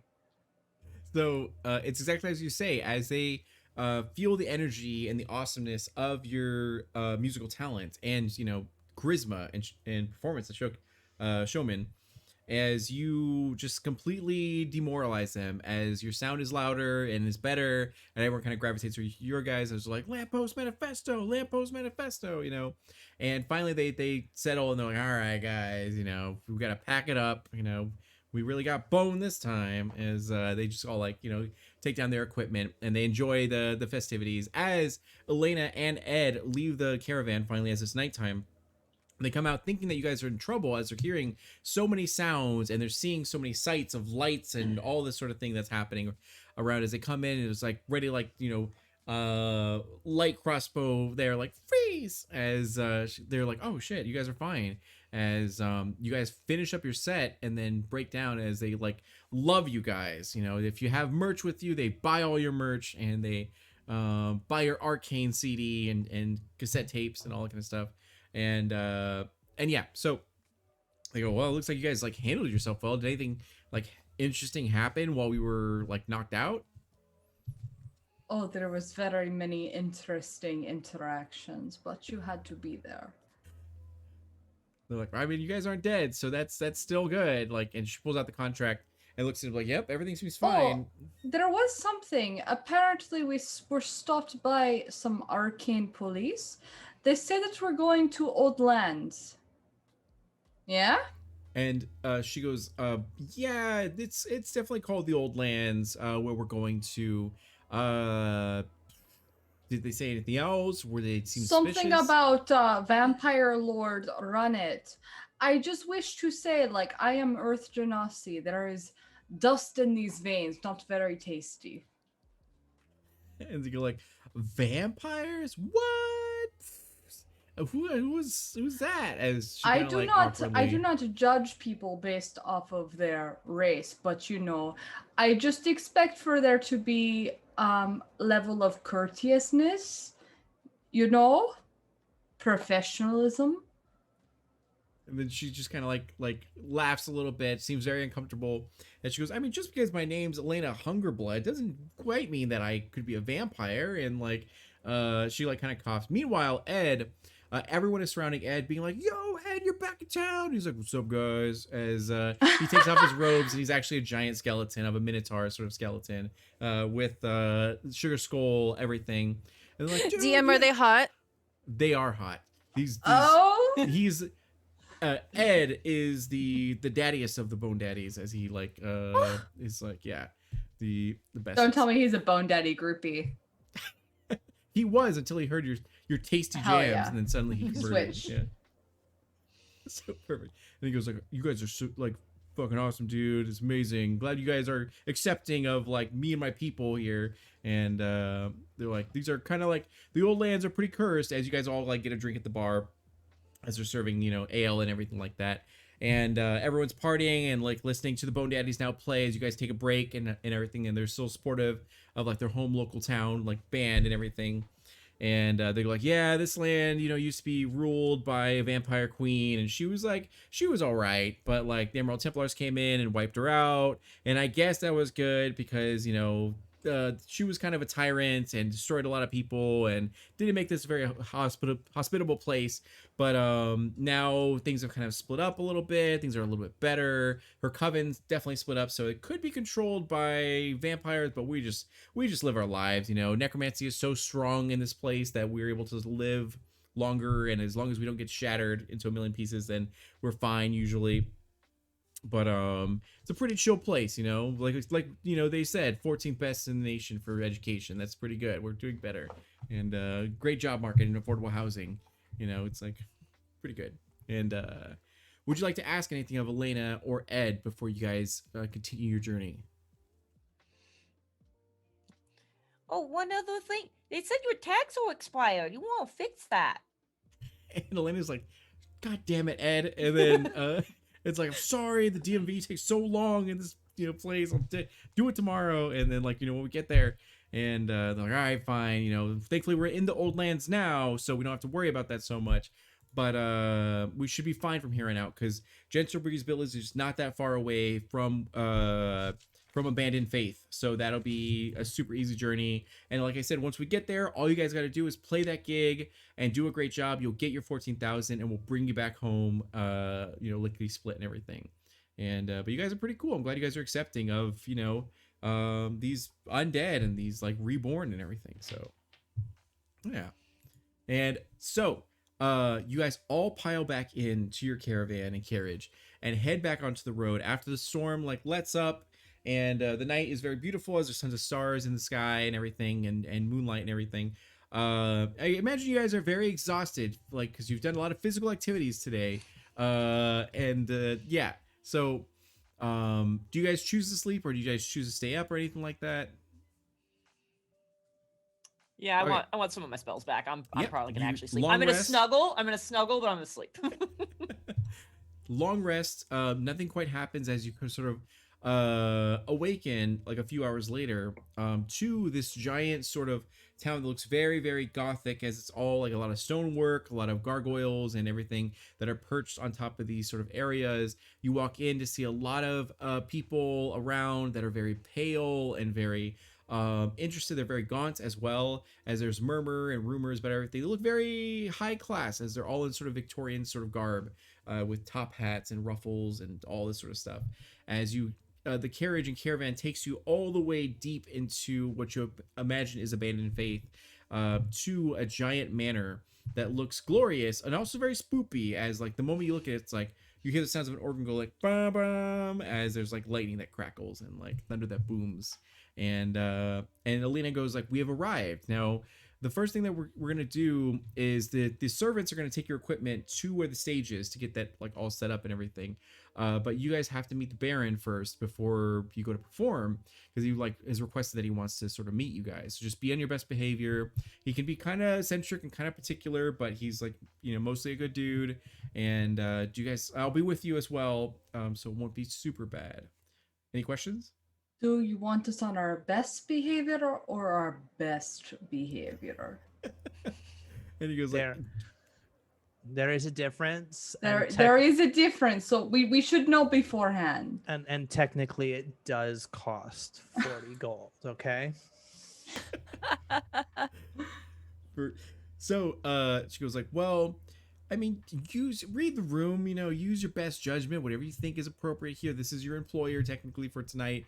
So like, just don't do anything to jeopardize the 14,000, and you guys will be rich when you get this like done and over with and everything. And she was like, now before you meet him, you got to like, you know, wash up and you got to change your sort of clothes into more like appropriate garb, because they want the best for his daughter and everything. So he kind of like leads you into this place. It's even the painting, the rugs, the artwork and everything looks way more grandiose than anything you've ever seen in your entire life. As you're like, wow, this carpet feels nice. As you head over to a dressing room and they dress you and outfit you in super luxurious, you know, outfits. You can still have your equipment on if you'd like over it, under it, whatever, but they give you more aesthetically pleasing Victorian sort of garbs, and do makeup and everything as well. And finally they go like, well, the Baron will see you now, as you enter into this Darth Vader-esque sort of like Cloud City room, as there's a long winding table that's there, and at the end of it is the Baron, who you can see has slicked back hair, very pale, as he greets you with a grin. It's showcasing some elongated canines, and goes like, you know, welcome. I'm so glad that you guys can make the journey to Abandoned Faith. Are you guys the members of Lamppost Manifesto? Yes, we are. Oh, perfect. My daughter, Yandere, she's getting ready for her quinceañera, so that's going to be happening a little bit. But I wanted to meet you guys, say thank you so much for making it all the way out here. I'm sure it's been a long, tiring journey, but we promise, you know, we have tons of food and tons of drink for you guys to make sure that you guys can perform really well. As he like claps his fingers, and various servants begin to pour into the room with all sorts of different food, like tacos and burritos and tostadas and like menudo and all this sort of stuff you could ever. Oh, that's right, it's kung fu. Kung fu Korean barbecue. quinceañera. Exactly. Just roll with it, D'Angelo. You got it. Yeah, it's fine. We'll just like do everything. So, and you know, a mariachi band comes in and plays a little like tune as they're like, you know, for ambiance and everything. And he goes like, thank you again so much for doing this. I really appreciate you guys. I'm sure you're curious about a lot of things, you know, traveling into the old lands, because I know that you're from Topeka, which is like, you know, I believe it's Longshire, as you guys were in, right? Like, okay, perfect, yeah. So like, do you have any questions for me while you're here? I typically have a policy that the less I know, the better. So I'm good. He was like, that's probably a good, you know, policy to have. As you can definitely tell, you get a very odd, you kind of feel nauseous here, and you know that you normally get nauseous in the presence of like necromancy or. Oh yeah, I'm straight up having a bad time right now. Yeah, you got the poops, yeah. Yeah. And, so. Yeah, if anyone else wants to do any sort of checks or anything like that, you absolutely can do so. Otherwise, you're at this dinner table, chowing down on some chimichangas, and all that. Yeah. I just imagine, are they like sushi burritos? Yep. Yeah. Oh my gosh, yes. Dave just looks really uncomfortable because in this like Victorian getup, he definitely has like one of those like really frilly like Shakespearean ruffle collars. Yeah. Yes. So like he's just constantly like looking up, you know, this 8.5-foot tall furry cow person like looking up the ceiling. Needs some help with some of the sushi burritos. Utensils, yeah. It's like, I got you. It's okay. And I'm just like holding things as far as I can above my head to at least get it in your field of view. As Ilya's doing this, Savvy just goes, "Don't worry, I've got you," and like mage hands the burrito. What does your mage hand look like? Well, now that my accent has changed, the mage hand looks like a perfectly manicured hand. It has French tips that are bejeweled and pink, and so it like very daintily like picks it up with like the fingertips and like floats it over. Pinky out, kind of like can't get that Yeah. one in there. Yeah. Mhm. Did you ever think you'd mage hand a burrito? All your years of tabletop RPGs. Yeah, exactly. So he goes, well, I appreciate you guys being so open-minded and so kind with your time and your talent and everything. My daughter will no doubt appreciate this, and the moment you guys finish, I'll make sure that the caravan is loaded with the gold that is promised. And if you ever want to do future gigs here, you're always welcome to, because I'm sure my daughter would love that and everything. So like, Well, thank you let for, me give you my business, our business card. as you like pull it out from your like tiny pouch that you have in your loincloth, and Yeah. you like hand it over, and he takes it like, thank you, I'll make sure to keep this, Longshire Crescent Ballroom Tavern. And it's like, cool. On the business card, Minnie has like crossed off Claude as the point of contact and just wrote Minnie. Minnie, yeah, Yeah. in the giant fonts, yeah. Yeah. Perfect. So he goes, that's great. Okay, perfect. Well, you guys eat, you have a great time as you drink a little bit, chill out. And again, you had a long rest, so all of your stuff is back, and now they guide you to the performance area as you enter into this giant ballroom where a huge amount of people, it's about like 500 people that are all look very like uppity, very posh, have, ruffles, Victorian sort of garb, fake powdered wigs and all that kind of stuff, as they like clap as you guys sort of enter, as they go like, now entering the legendary, incredible musical group Lamppost Manifesto, as you all like get on stage into your equipment and everything. And yeah, you take off the ruffles as you like you're ready to perform. Perfect. And in the center of everything, you see in the most obnoxious dress ever is who you can only imagine is Yandere, who is the like sort of Baron's daughter, as she's extremely excited as she goes like, oh my god, it's Dave Growl. Oh my god, as she like freaks out and is so excited. She herself looks extremely pale. Her nails are like dragon nails. They're very, very long, as she's like clacking them together in excitement. And now you guys go ahead and perform. So go ahead and do your performance check. Now she loves you guys, and you have to impress her. So you're gonna have advantage on this stuff as you go and do this, because she's already expecting you guys to do a good job. Okay. Sorry. Okay, so Minnie, A lot. Just Yep, happened. that was the nat 20 face. nat Of 20. a Okay, I thought so. 24. Perfect. And then Savvy. I rolled the 20 and a 19, baby. Wow. All right. The gods are with you in abandoned faith. Ilya, I'm at a 15.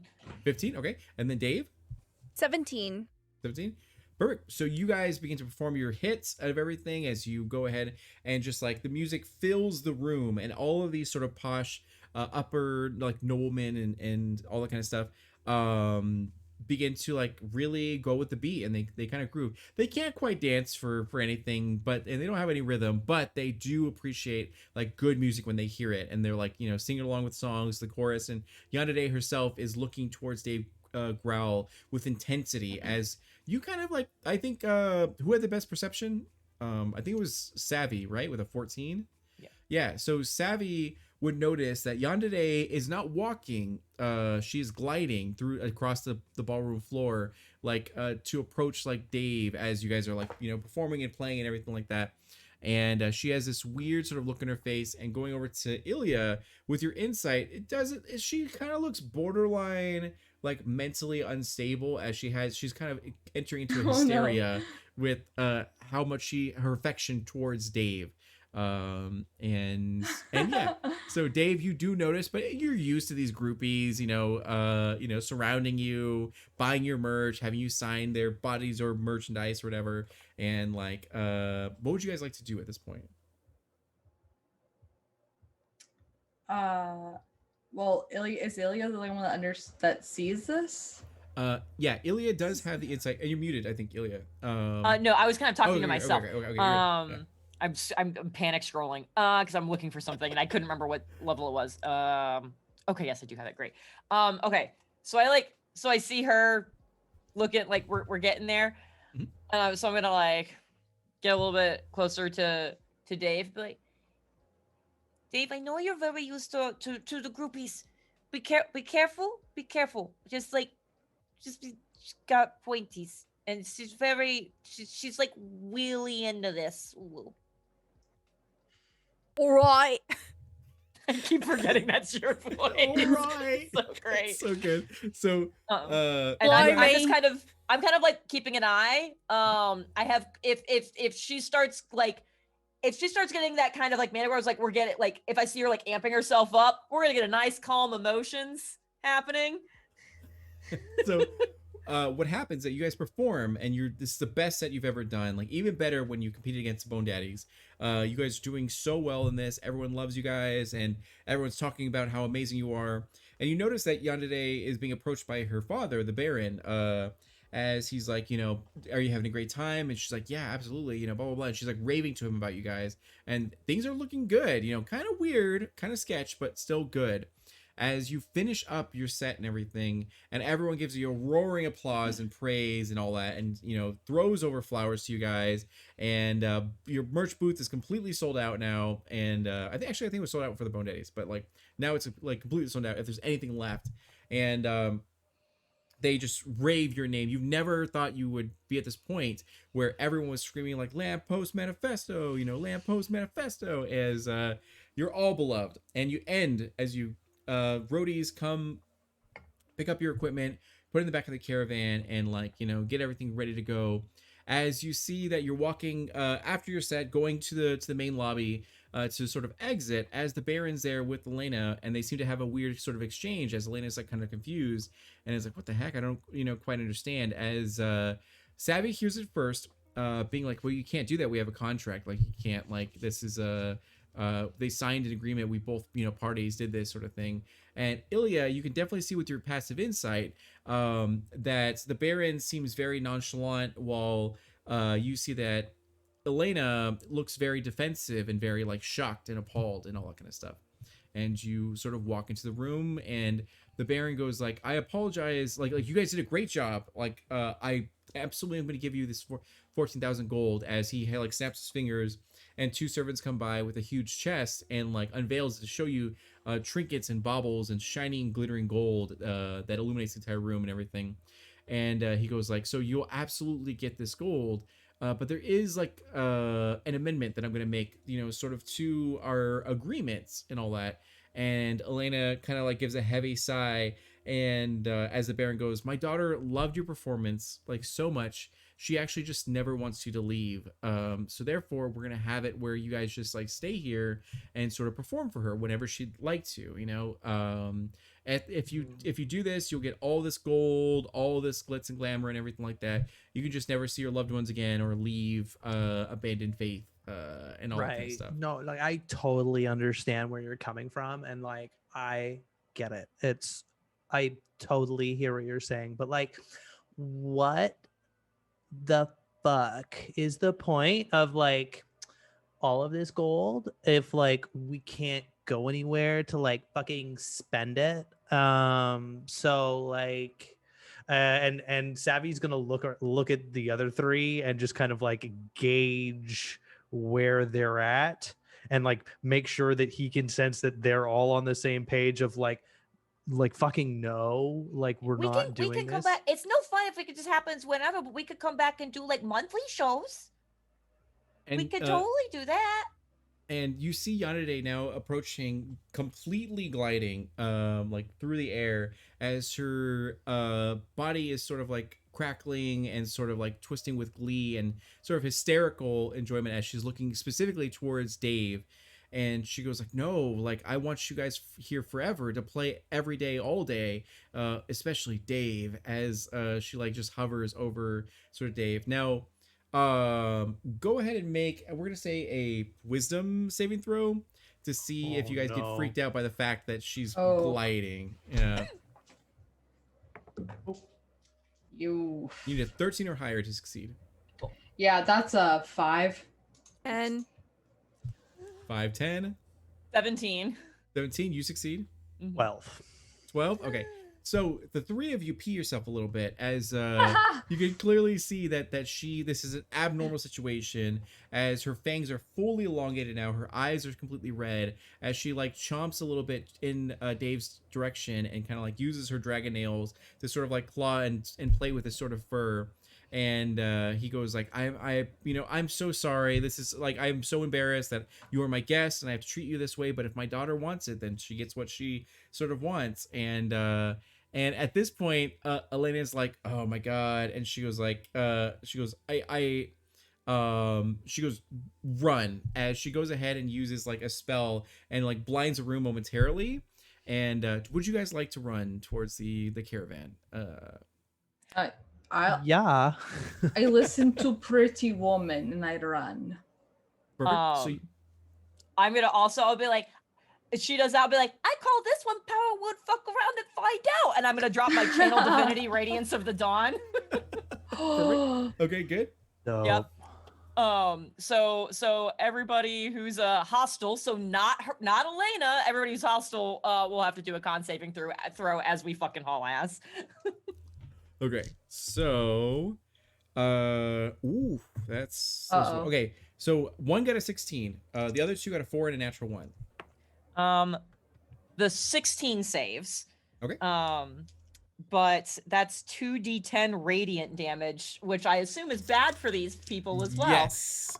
So and Yes. that's a 9 and an 8. So that's 17 plus my 7. So that is 24 radiant damage to all these people as we fucking Oh. leave. 24, so that's like 48 damage. Yeah. So you see two vampiric guards that were approaching you guys, full bone plated armor and everything, and goes like, "You're not leaving." As you do that, like solar flare, and then suddenly, their bodies just like as they just melt and turn to dust. And you see, does the success take half damage? I'm sorry. Yeah, success takes half damage. Okay. So that will be the 24 then. And then Yes.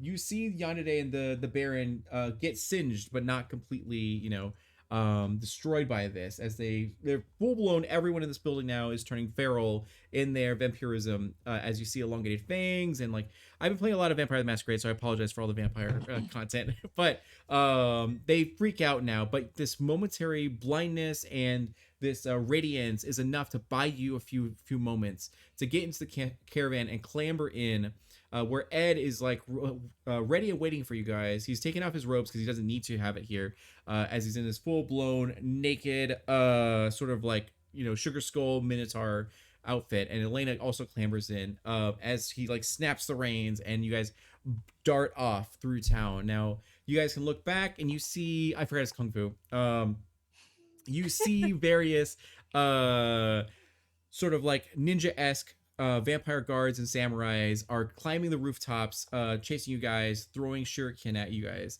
I'm gonna need everyone to make a dexterity saving throw. Not good at I have those. advantage on those, right? You might, if it has a it's something that I range, can or- see. yeah. I'm not blinded. 11. 11. Okay. 16. 16. You succeed. 16. 16. You succeed. Helios? 2. 2. Perfect. All right. So for my failures, you guys are gonna take 3 damage. For that, as they're like throwing it through you guys and trying to get you. Now, who wants to be inside of the caravan? Who wants to be outside of the caravan? I'll be Definitely be outside. outside. Yeah. Outside. So 3 of you outside on the roof of this sort of caravan, and then Ilya, do you want to stay inside? If I can, if there's a window that'll let me look at look behind us where all this is coming from, I'll be inside. Otherwise, I'll be up on top with everybody because I need to be able to fire my spells. Yeah, absolutely. There are windows that can be opened up, and there's also the moon roof that can be opened up as well. Cool. So Yeah, you I'll can- probably just open one and like hang out as needed. Perfect. So it is 7:59 Pacific Standard Time. Does anyone have to leave immediately? No, I'm good. Okay. So we'll continue for Can we take a little break? yeah, Have no to worries at all. pee. You're good. So we'll we'll go ahead and pause for 5 minutes, and then we'll come back and be able to continue this final epic conclusion of homies helping homies. So stay tuned. All right.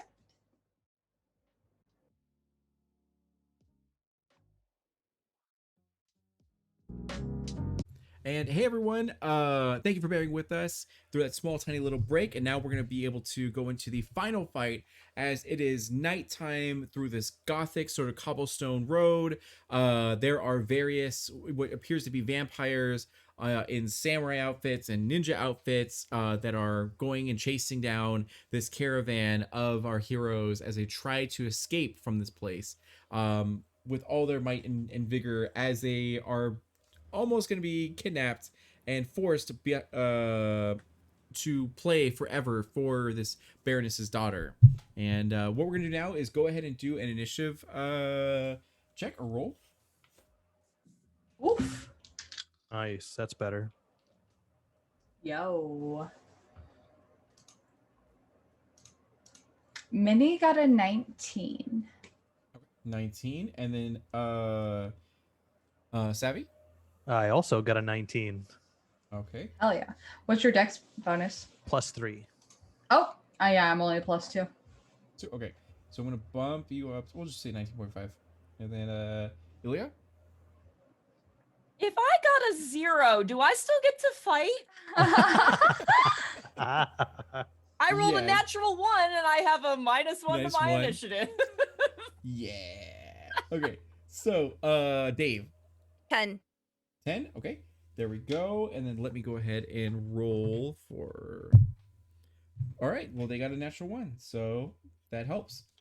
So there seemed to be Yandere, who is like, Dave, we're supposed to be together. Like, don't you see? Like, we're meant to be together. You can't leave me now. As she's like literally floating through the air, flying, and her dragon nails are now like 10 times longer and scraping against roof tiles and everything like that. As a Victorian dress is also frilling in this sort of wind, and her powdered wig is just like frayed everywhere as she has a crazed look in her face.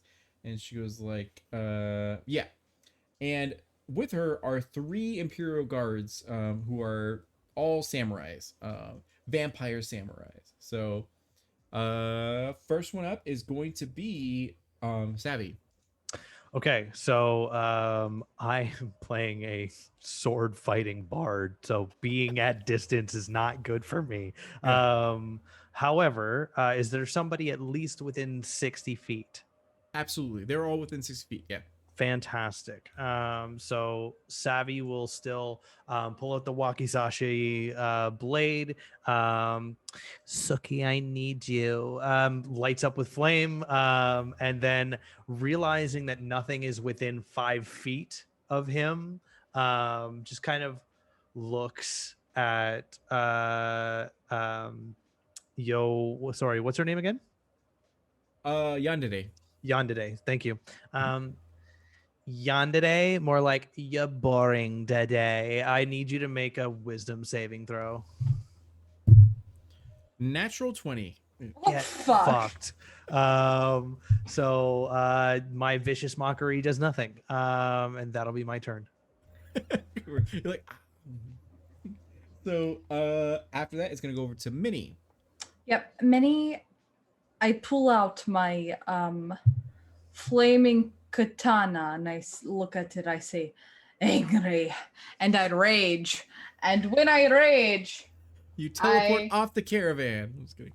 oh yes, I mean, I maybe. get to 5.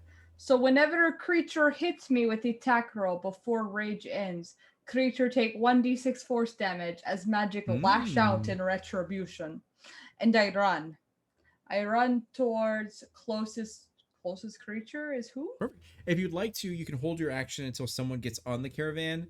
Oh, are we driving now? Correct. Yeah, you're traveling as okay. fast as possible through Fuck. streets, trying to get out of town, and Yes. they are running across rooftops, trying to get. I to you guys, yeah. rage. I hold action to attack recklessly. Can I do that? That's fine. Yeah. Okay. You can say the I do first that. target you can get a range of. Yeah. Yes. Okay. And then after that is gonna go ahead and go over to Dave. Now these creatures are about like we're gonna say 30 feet away from you on these rooftops if you have ranged weapons or anything. Otherwise, you can always hold action until they do something. But you're a warlock, so you should be fine. Yeah. Yeah, I have a quick question. Sure. Would something that is like kind of bigger than a horse but smaller than an elephant fit on the surface area of the carriage? Sure. Say it. Okay, great. All right, but I'm not gonna do that this turn. Are they kind of clustered together? 2 are, yeah. So it's like one on this side, 2 on another side, and then Yandere is following behind you about like 30 feet in the air. Okay, great. So you're gonna see Dave sort of take a power stance up on top of the carriage here, and he thrusts his hand up in the air and he summons his pact weapon, which Mhm. ends up being a keytar. Yes. Flaming keytar just manifests right in his grip, and he casts fireball. Very good. Nice. Perfect. Now I'll say that you can get Yandere and the 2 clustered together if you like to get 3 people targets total. Okay. Roll 96 damage. This thing is lagging. And what was your what does it matter? They got a 9, a 9, and an 8, so they all fail. Oh, yeah. Yeah. They had to beat a 14. Okay, I rolled 26 damage. 26? Okay. So yeah. That hurts. Oh no, that guy's. Hey, we're fine. Yeah. And then they're hurt.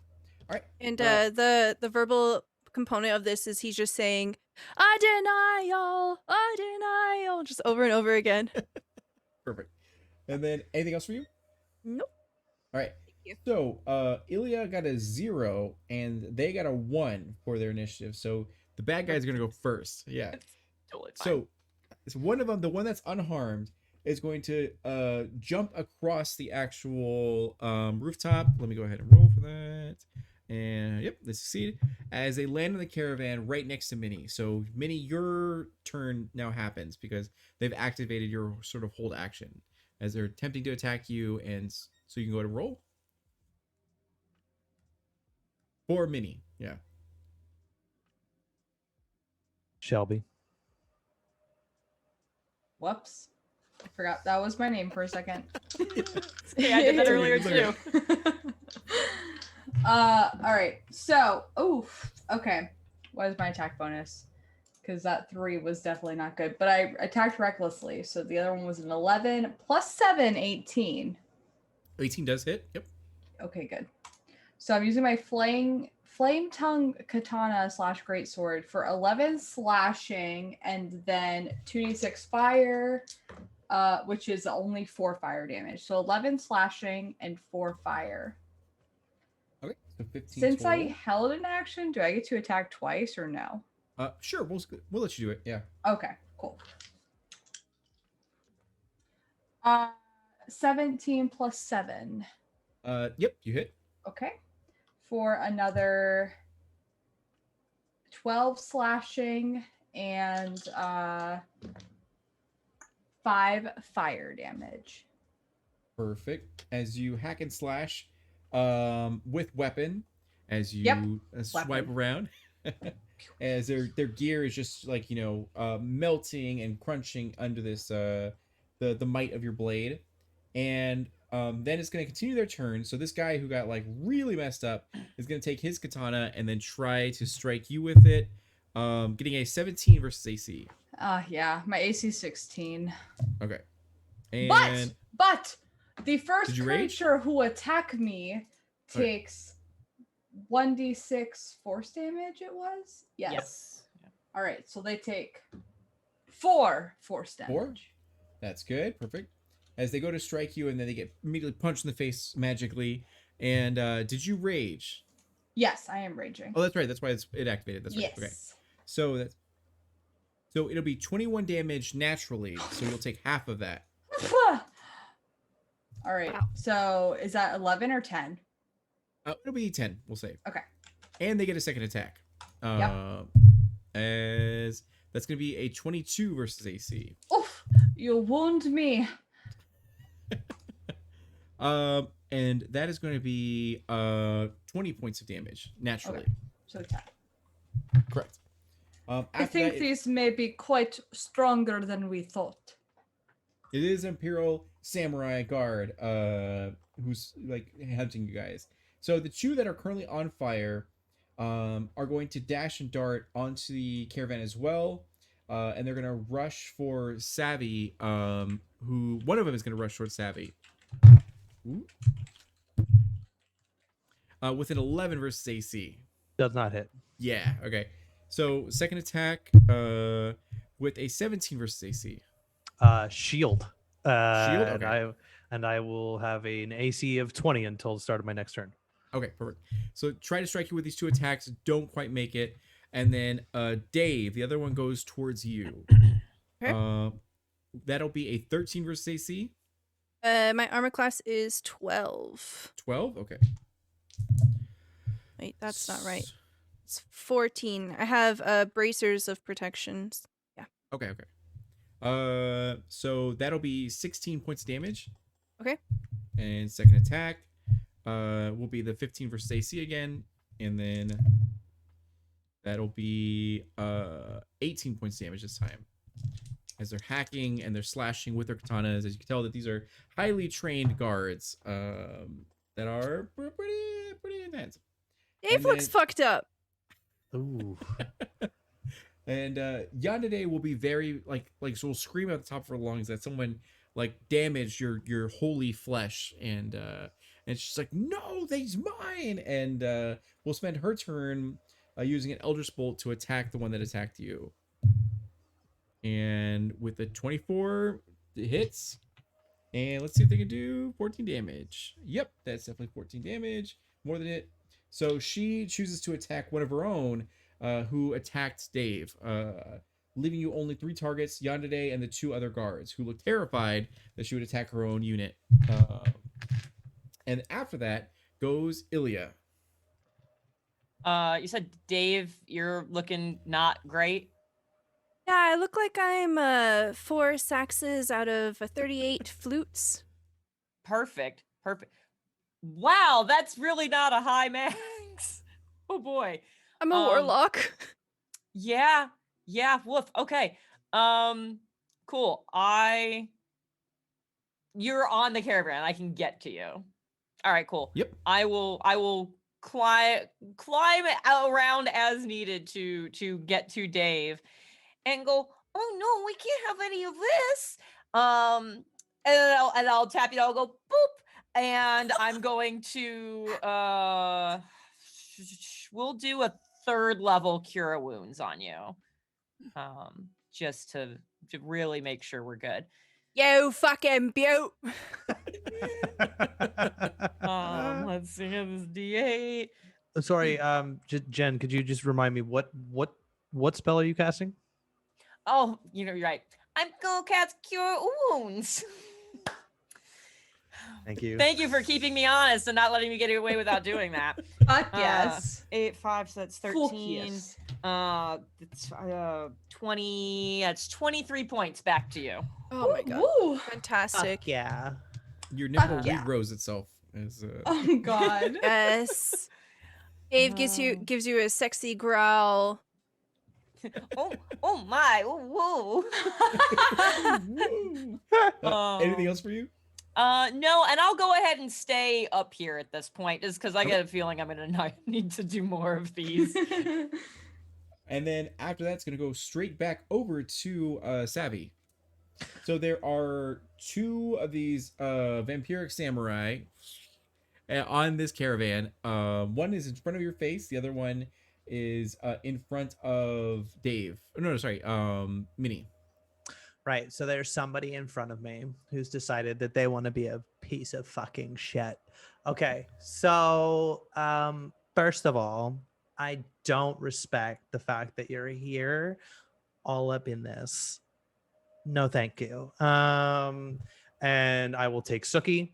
My My hand comes over the blade again, making the blue crack or blue vibrating energy, and then when he gets to the tip of the sword, he will caress it gently with his middle finger, and then shove it up into the jaw of the samurai. As I will cast Wrathful Smite and Booming Blade. If this hits, this is going to be a metric fuck ton of damage. I have built this character to be a brick shithouse for damage. Okay. Yeah. That is 16 to hit. That hits. Yep. You need 15. Beautiful. Okay, so that is 13 piercing damage,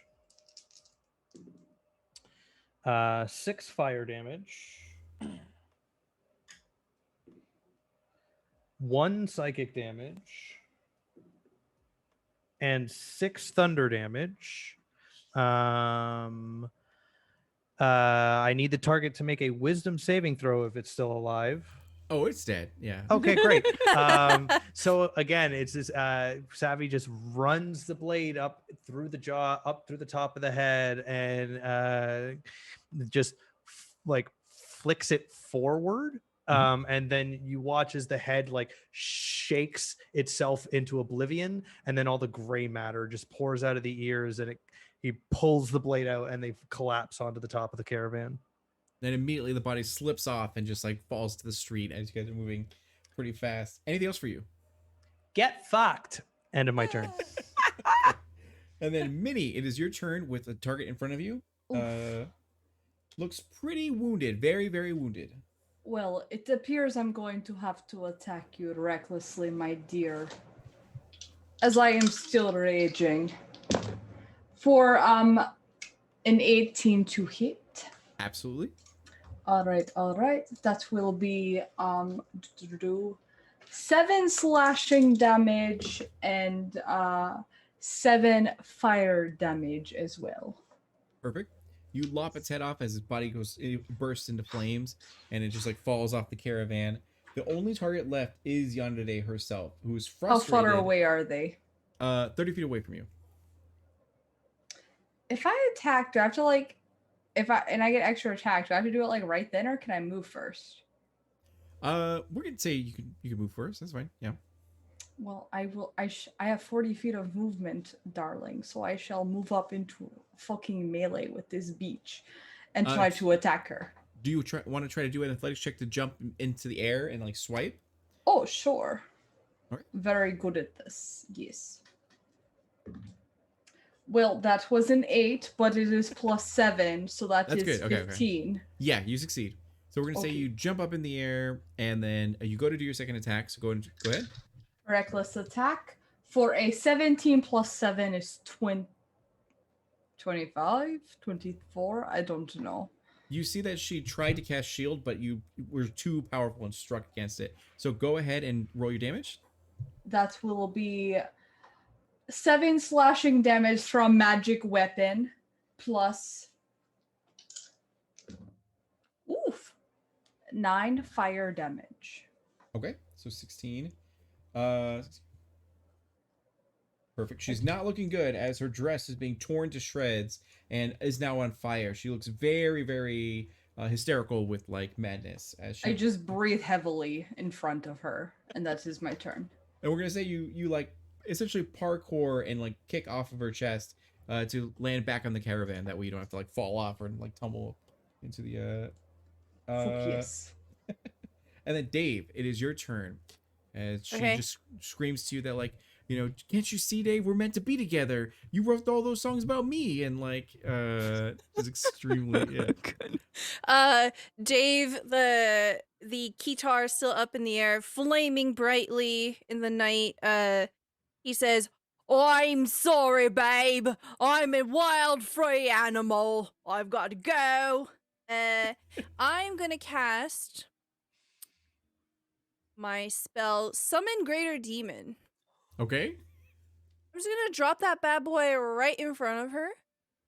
I'm summoning a Barlgura. So what Nice. happens is a giant fire monkey about the size of an elephant that is also a demon appears out of nowhere. It'll come out bursting out from my keytar in a torrent of flame and hellfire, and it just manifests into this hulking thing, and I am just shredding on my keytar. Perfect. Do you have the stats for the Balgoro, or do you want me to try to pull them up? Whatever you like, I have it here. Basically, it will like just bite and fist stuff. That works. Go ahead and roll. We turned sultry mode off. What? Oh, I'm sorry. It'll punch things. Okay. It has a multi-attack. It makes 3 attacks. 1 Damn. bite and 2 fists. That is a 16. Hits. 17. Hits. That is a 9. Does not hit. Okay, so 8, 9, 10, 11, 12, 17. That is 18 points of piercing and bludgeoning damage. Perfect. And all right, there we go. Yes, so you see this greater demon grab at Yandere and like, you know, pull at one of her limbs and like cracks it, and then the other one just like punches into her as you see her chest kind of concave a little bit. She's still floating, struggling to do so, and looks very weak, and still is just like, you know, no, Dave, you're just confused. You know, it's me who's supposed to be with you. And now, anything else for you? No, that's it. Okay. Now she looks and she goes like, it's I know what's happening. It's not you that's a problem. It's them, as she looks over to your companions. And she's going to point, let me read this. Jesus. Stop it. Don't. Oh, this is not good. Perfect. Yeah, as she goes, and then she just puts both her hands together and pours out Cloud Kill on top of the caravan as it spills and everything. So I need everyone to make a Constitution saving throw. Jesus. There's not I can do about that. All right. 15? 15 yeah. succeeds. 14? 14 22. fails. Fuck. 16. 16. Okay, everyone but Minnie succeeds. Don't need to breathe. Okay, yeah. So this is the only turn you have to deal with it because you're moving. So the cloud is only on top of you for right now, and then it will get moved away.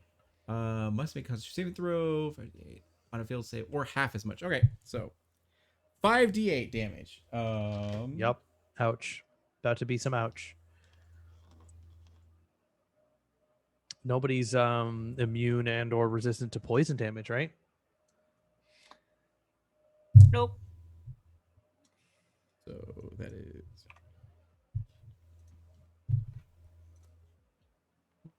Okay, and then you just gotta roll this again. And that is, oof, these are the big numbers. Okay. Why would you say that? Why would you say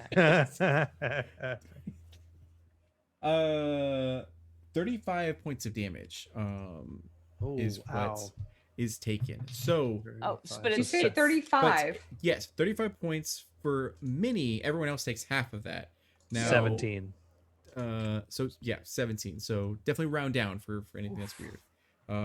So Minnie, you can check your rage if you want to see if it like halves poison. I don't think it does, but you can always check just in case. Yeah, and Like, I'm ow, looking- wow. Ow, wow, I'm looking quite bad. okay, so that's her turn. As it goes over to Ilya. Oh, okay. That changed a whole bunch of plans. That's upsetting. All right. How does everyone look right now? You're not good. 10 Savvy's hit good. points. Okay. Oh, fudge. All right. I'm just If it double- helps, she's definitely bloodied and not looking too good. Granted, she doesn't seem like she's gonna fall over like immediately, but it seems like she's very weak. Yeah, Uh, so kind of do sturdy. I do I hook something powerful or do I heal people? I feel like I should probably heal people. I will.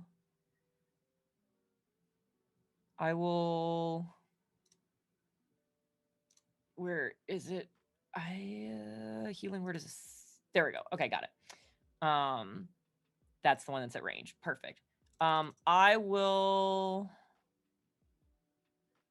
Oh, except it doesn't do multiple people the more I do. It just increases how much stuff. Just kidding. And I don't have mass. All right.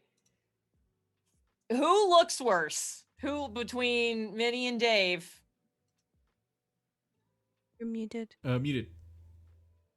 I know Dave On a said scale you're of like 1 to 50 hit points, I don't know. How many do you have?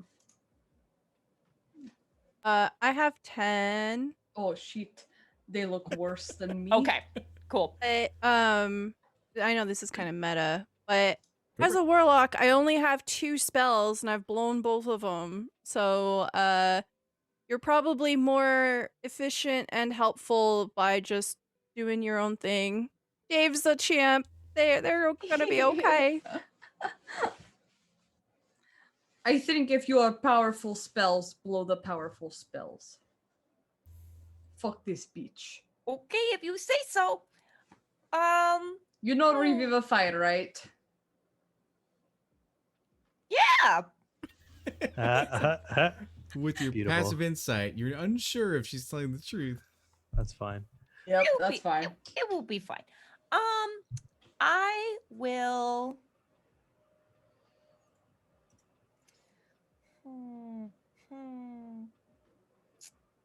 Is it just her right now? Yep, that's it. Okay, great. Okay, well you didn't like my last one, so let's try this instead. And I'm gonna huck a 4th level fireball at this bitch. Okay. Ow. So that You're is gonna a aim it dex. so it doesn't hit me, right? Yeah, is she on our shit or? No, she's, We're in in the, ma- she's in okay. the air. Oh, okay, good. Yeah, okay. I was like, wait a minute. I thought she was away. 30 I feet will above, do yeah. something different. I'm not bombing us. Bye, Minnie. Yeah. Yeah. So that is a dex saving throw. I'm gonna start collecting my d6s.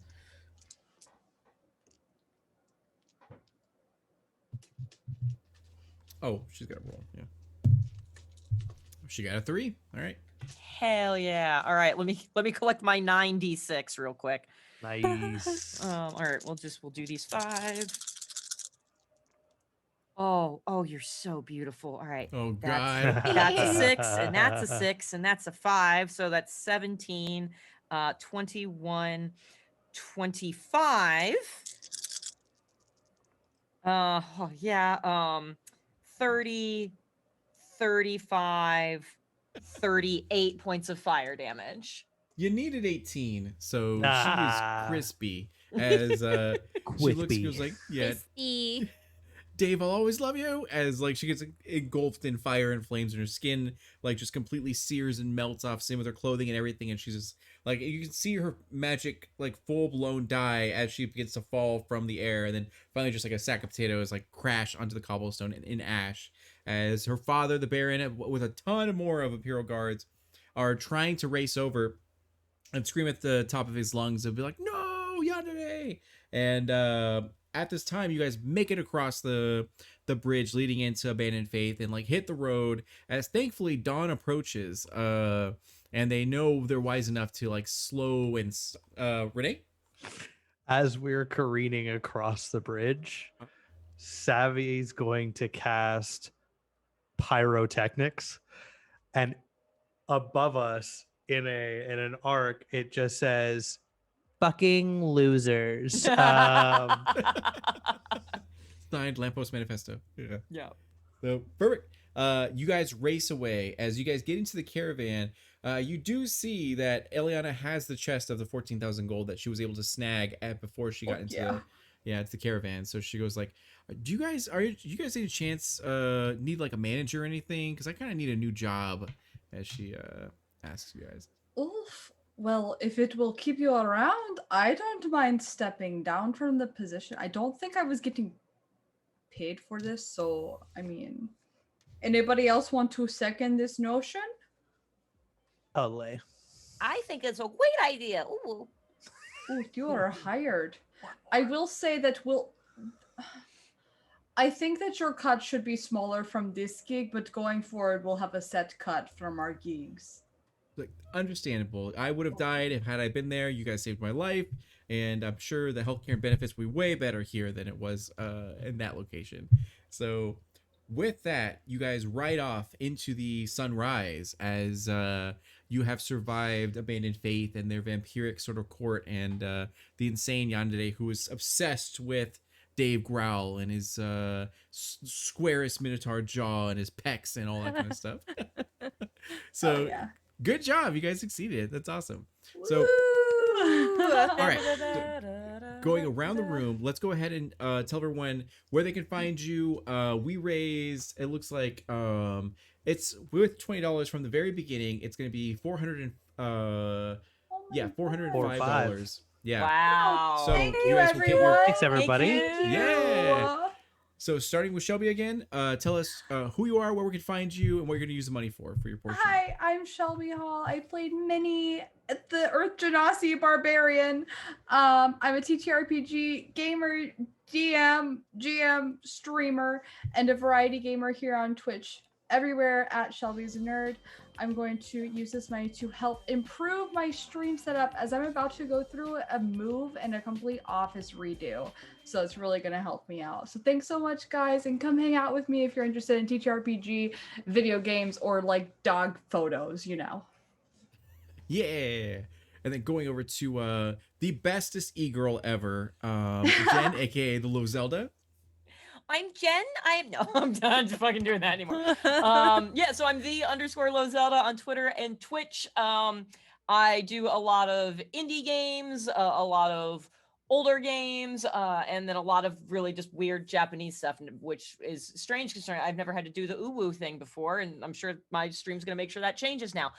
But yeah, so this has been a super ton of fun, and this money is definitely going to help since I do a lot of indie games. They tend to be really much shorter, so I cycle through games pretty quickly, and so this is going to be a huge help for getting that library expanded and making sure we constantly have new, fun, exciting things to have happen over in the stream.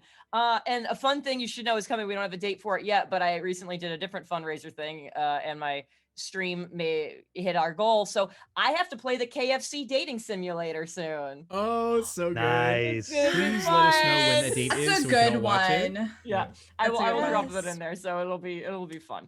That's Perfect. So thanks to Ludus pulling in that last donation. We're now at 420. Blaze it for our Thank you. Wow. So going over to the amazing, wonderful, incredible every single way, Stella Luna. Hello, I'm Stella Luna. I'm a TTRPG streamer here on Twitch. I run a couple of different marathons where we invite people to come play TTRPGs, run TTRPGs. It is a paid opportunity for our facilitators. We like to explore different kinds of TTRPG systems, especially if they're indie, just to help. Like a lot of the people in our community actually make games, and we just want to help like boost them up and get them out there. I also have an original campaign on Fridays 9 p.m. Eastern Time called Unbound. It uses adventures from Uncaged Anthology, which subverts tropes around mythological creatures and beings that are women. Thank you so much for being here, everyone. It really, really means a lot to me. Thank you so much for having us, D'Angelo. This was Of course. fucking awesome. Oh my god. I am in stitches here.